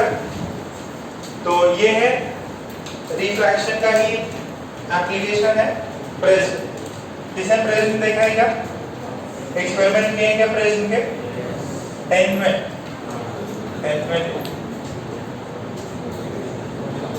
तो अपन प्रिज्म के बारे में डिस्कस करेंगे, एक लेक्चर लगेगा प्रिज्म में। नेक्स्ट लेक्चर में अपना प्रिज्म पूरा कंप्लीट हो जाएगा, प्रिज्म हो जाएगा। फिर उसके बाद में अपन जो कर्व सरफेसेस है उस पे रिफ्रैक्शन। ठीक है, तो प्रिज्म ये होता है प्रिज्म कैसा, yes this is triangular prism. ठीक है, अच्छा आप ये ट्रायंगुलर बोला है बट ये ऐसे रहता है क्या, नहीं, रिलेटिव में क्या रहता है, ये ऐसे पीछे रहेगा और यहाँ पे क्या रहेगा, ऐसे ये इससे जुड़ा होगा। पिरामिड समझ में आ रहा है क्या, पिरामिड जैसा होगा। ठीक है, जैसे ये अपनी बुक है, इसको ऐसे टेंट नहीं बांधते क्या, टेंट, ठीक है, ये ऐसा होगा, तो ये ऐसा पीछे की तरफ आपको दिखा है, तो ये प्रिज्म है। बट अपन बार बार ऐसा 3D में नहीं बनाएंगे, अपन बनाएंगे इसको 2D में, तो प्रिज्म। तो ये अपन 2D में ऐसे प्रिज्म बना दिए। अच्छा, इसके अंदर यहाँ से लाइट ऐसे इंसिडेंट है, जैसे ये इसका नॉर्मल है और अपन ने ऐसे लाइट इंसिडेंट करेंगे। अब क्या होगा, A B C, यहाँ पे रिफ्रैक्शन होगा, रिफ्रैक्शन होगा टुवर्ड्स क्या वे, टुवर्ड्स होगा, तो ये जो भी है उससे कम एंगल बना के ऐसे जाएगा। जैसे लेट्स से R1 इंसिडेंट हुआ, R1, अब यहाँ पे ये लाइट गिरी, अब यहाँ पे कुछ एंगल बना रहा होगा, ये लेट्स से R2 बना रहा है, यहाँ R1 था, यहाँ पे कितना R2, और फिर क्या करेगा, बाहर निकलेगा, बाहर निकलेगा, लेट्स से ऐसे बाहर निकलता, दिस इज E, ये ऐसे, this I is angle of incidence, what is R1, angle of refraction, what is R2, angle of refraction। कौन से, R1 पहला वाला रिफ्रैक्शन हो रहा, R2 कौन सा है, जब सेकंड टाइम जो रिफ्रैक्शन होगा उस वाले सरफेस पे हेवी मीडियम में जो एंगल बना दैट इज R2। E क्या है, इमर्जेंट एंगल, E क्या है, इमर्जेंट एंगल। और ये एक ऊपर है, ये एंगल होता है A, ये ऊपर एंगल क्या होता है A, इसको बोलते हैं एंगल ऑफ प्रिज्म। क्या बोलते हैं, एंगल ऑफ प्रिज्म। तो I इज इंसिडेंट एंगल, आपने उसको कितने एंगल पे इंसिडेंट कराया, that is incident angle. R क्या है, R1 and R2 are refraction angle. ये बहुत जरूरी है, आपको धीरे धीरे समझ में आएगा कि इतना अपन क्यों लिखा रहे हैं। बाद में आई और ई पूछता सब। ई क्या है, इमर्जेंट एंगल, और ए क्या है, angle of prism. Angle of prism, angle of prism क्या होता है, देखो ये सर यही एंगल ऑफ प्रिज्म क्यों लिया, देखो पहला रिफ्लेक्टिंग सरफेस कौन है, ए बी, दूसरा रिफ्रैक्टिंग सरफेस कौन है, ए सी। दो रिफ्रैक्टिंग सरफेस के बीच का एंगल कौन सा है, ए। तो what is angle of prism, angle of prism is the angle between two refracting surfaces. This is angle between two refracting surfaces.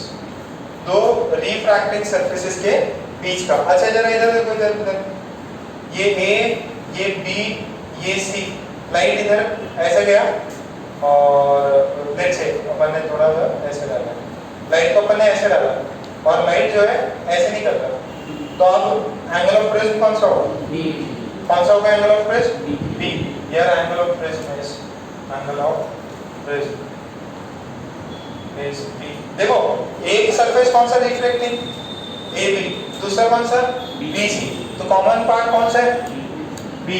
तो ये ऐसे ऐसे करो, यहाँ से आपने इंसिडेंट लाइट रे गिराया, ये इंसिडेंट रे और ये reflected ray, this is e, sorry e. समझ में आ रहा है क्या? जब बुकलेट निकालो,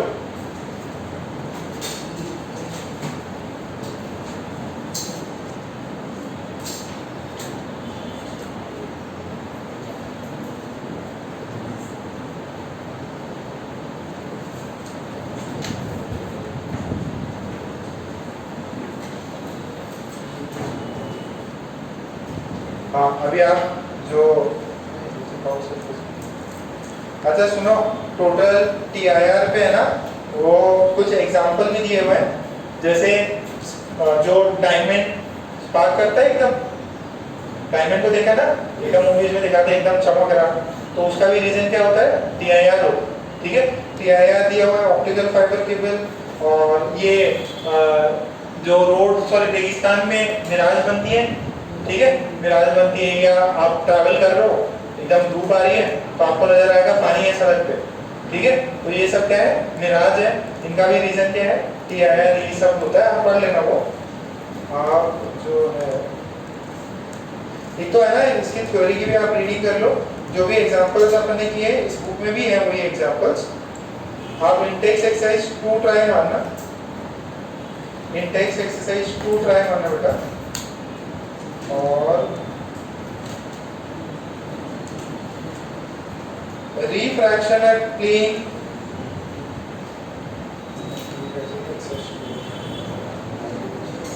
रिफ्रैक्शन एट प्लेन सरफेस, मैंने बोला था 9.38 के बाद में आप सारे कर जाओ। 9.38 में 13, 14, 15, 16 अप टू 21 तक आपको करना है। पहले ही करा दिए थे मैंने, प्रिज्म के तो ज़्यादा सवाल दिए ही नहीं इन्होंने। देखो इसका क्वेश्चन बैंक पे आपको दिलाते हैं ना, क्वेश्चन बैंक मिल जाएगा, तो थोड़ी प्रैक्टिस और हो जाएगी। 10th वाला एक सेकंड बोला है, concave mirror of radius of curvature this forms an image of sun, the diameter of the sun subtends an angle of on the earth, then the diameter of the image is ओ।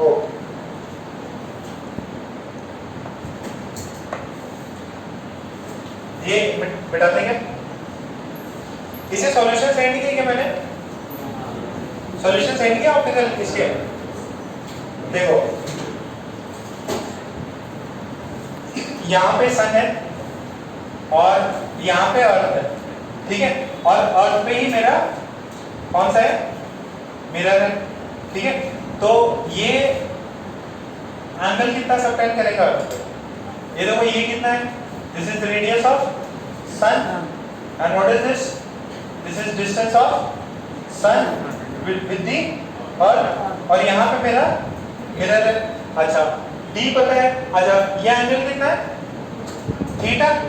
अच्छा theta की value पता है क्या कितनी होती है? RS by d बोल सकता हूँ इस वाले केस में, बहुत छोटा है, बहुत छोटा है, तो इसके अंदर tan theta is RS by d। Theta कितना है? 1 डिग्री, तो दिस इज 1 डिग्री। 1 डिग्री को कितना लिख सकते हैं? This is RS by d। इसको पाई में कितना लिख दें? Pi by 180 is equals to RS by d। अच्छा फिर आपने को क्या करना है?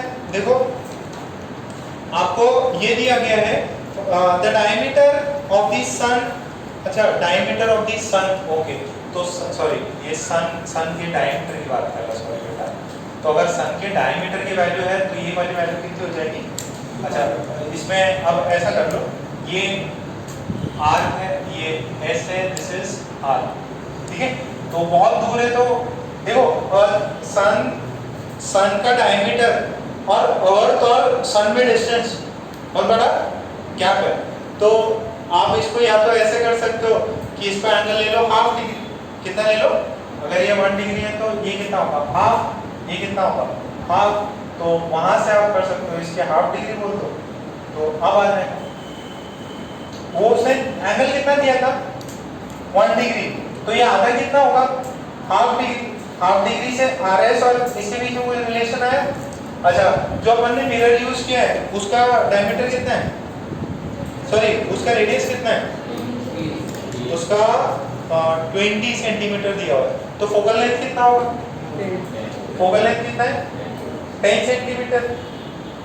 और फिर आपसे क्या पूछा है, find the diameter of the image, diameter of image. अच्छा, ऑब्जेक्ट का डायमीटर कितना है RS, तो ये हाइट पूछ रहा है क्या, तो magnification height of image upon height of object कितना होता है F upon F minus U हो सकता है।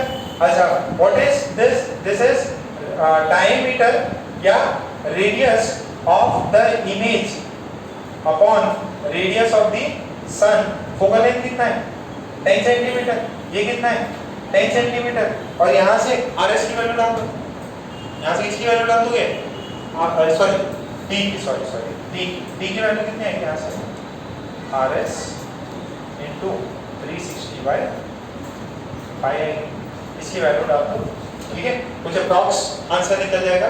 अच्छा, इसके यहाँ से आई इमेज कितना रहेगा, this is minus of minus B, ये भी माइनस फोकल है, सब साइन अच्छे से ले लेना, साइन अच्छे से लोगे तो यहाँ पे R of image is R of sun into minus है प्लस यहाँ से D की जो वैल्यू आ रही है, D की वैल्यू डाल देना, कितने है RS 360/5, इसको अप्रॉक्सीमेट करके देखना क्या वैल्यू आती है।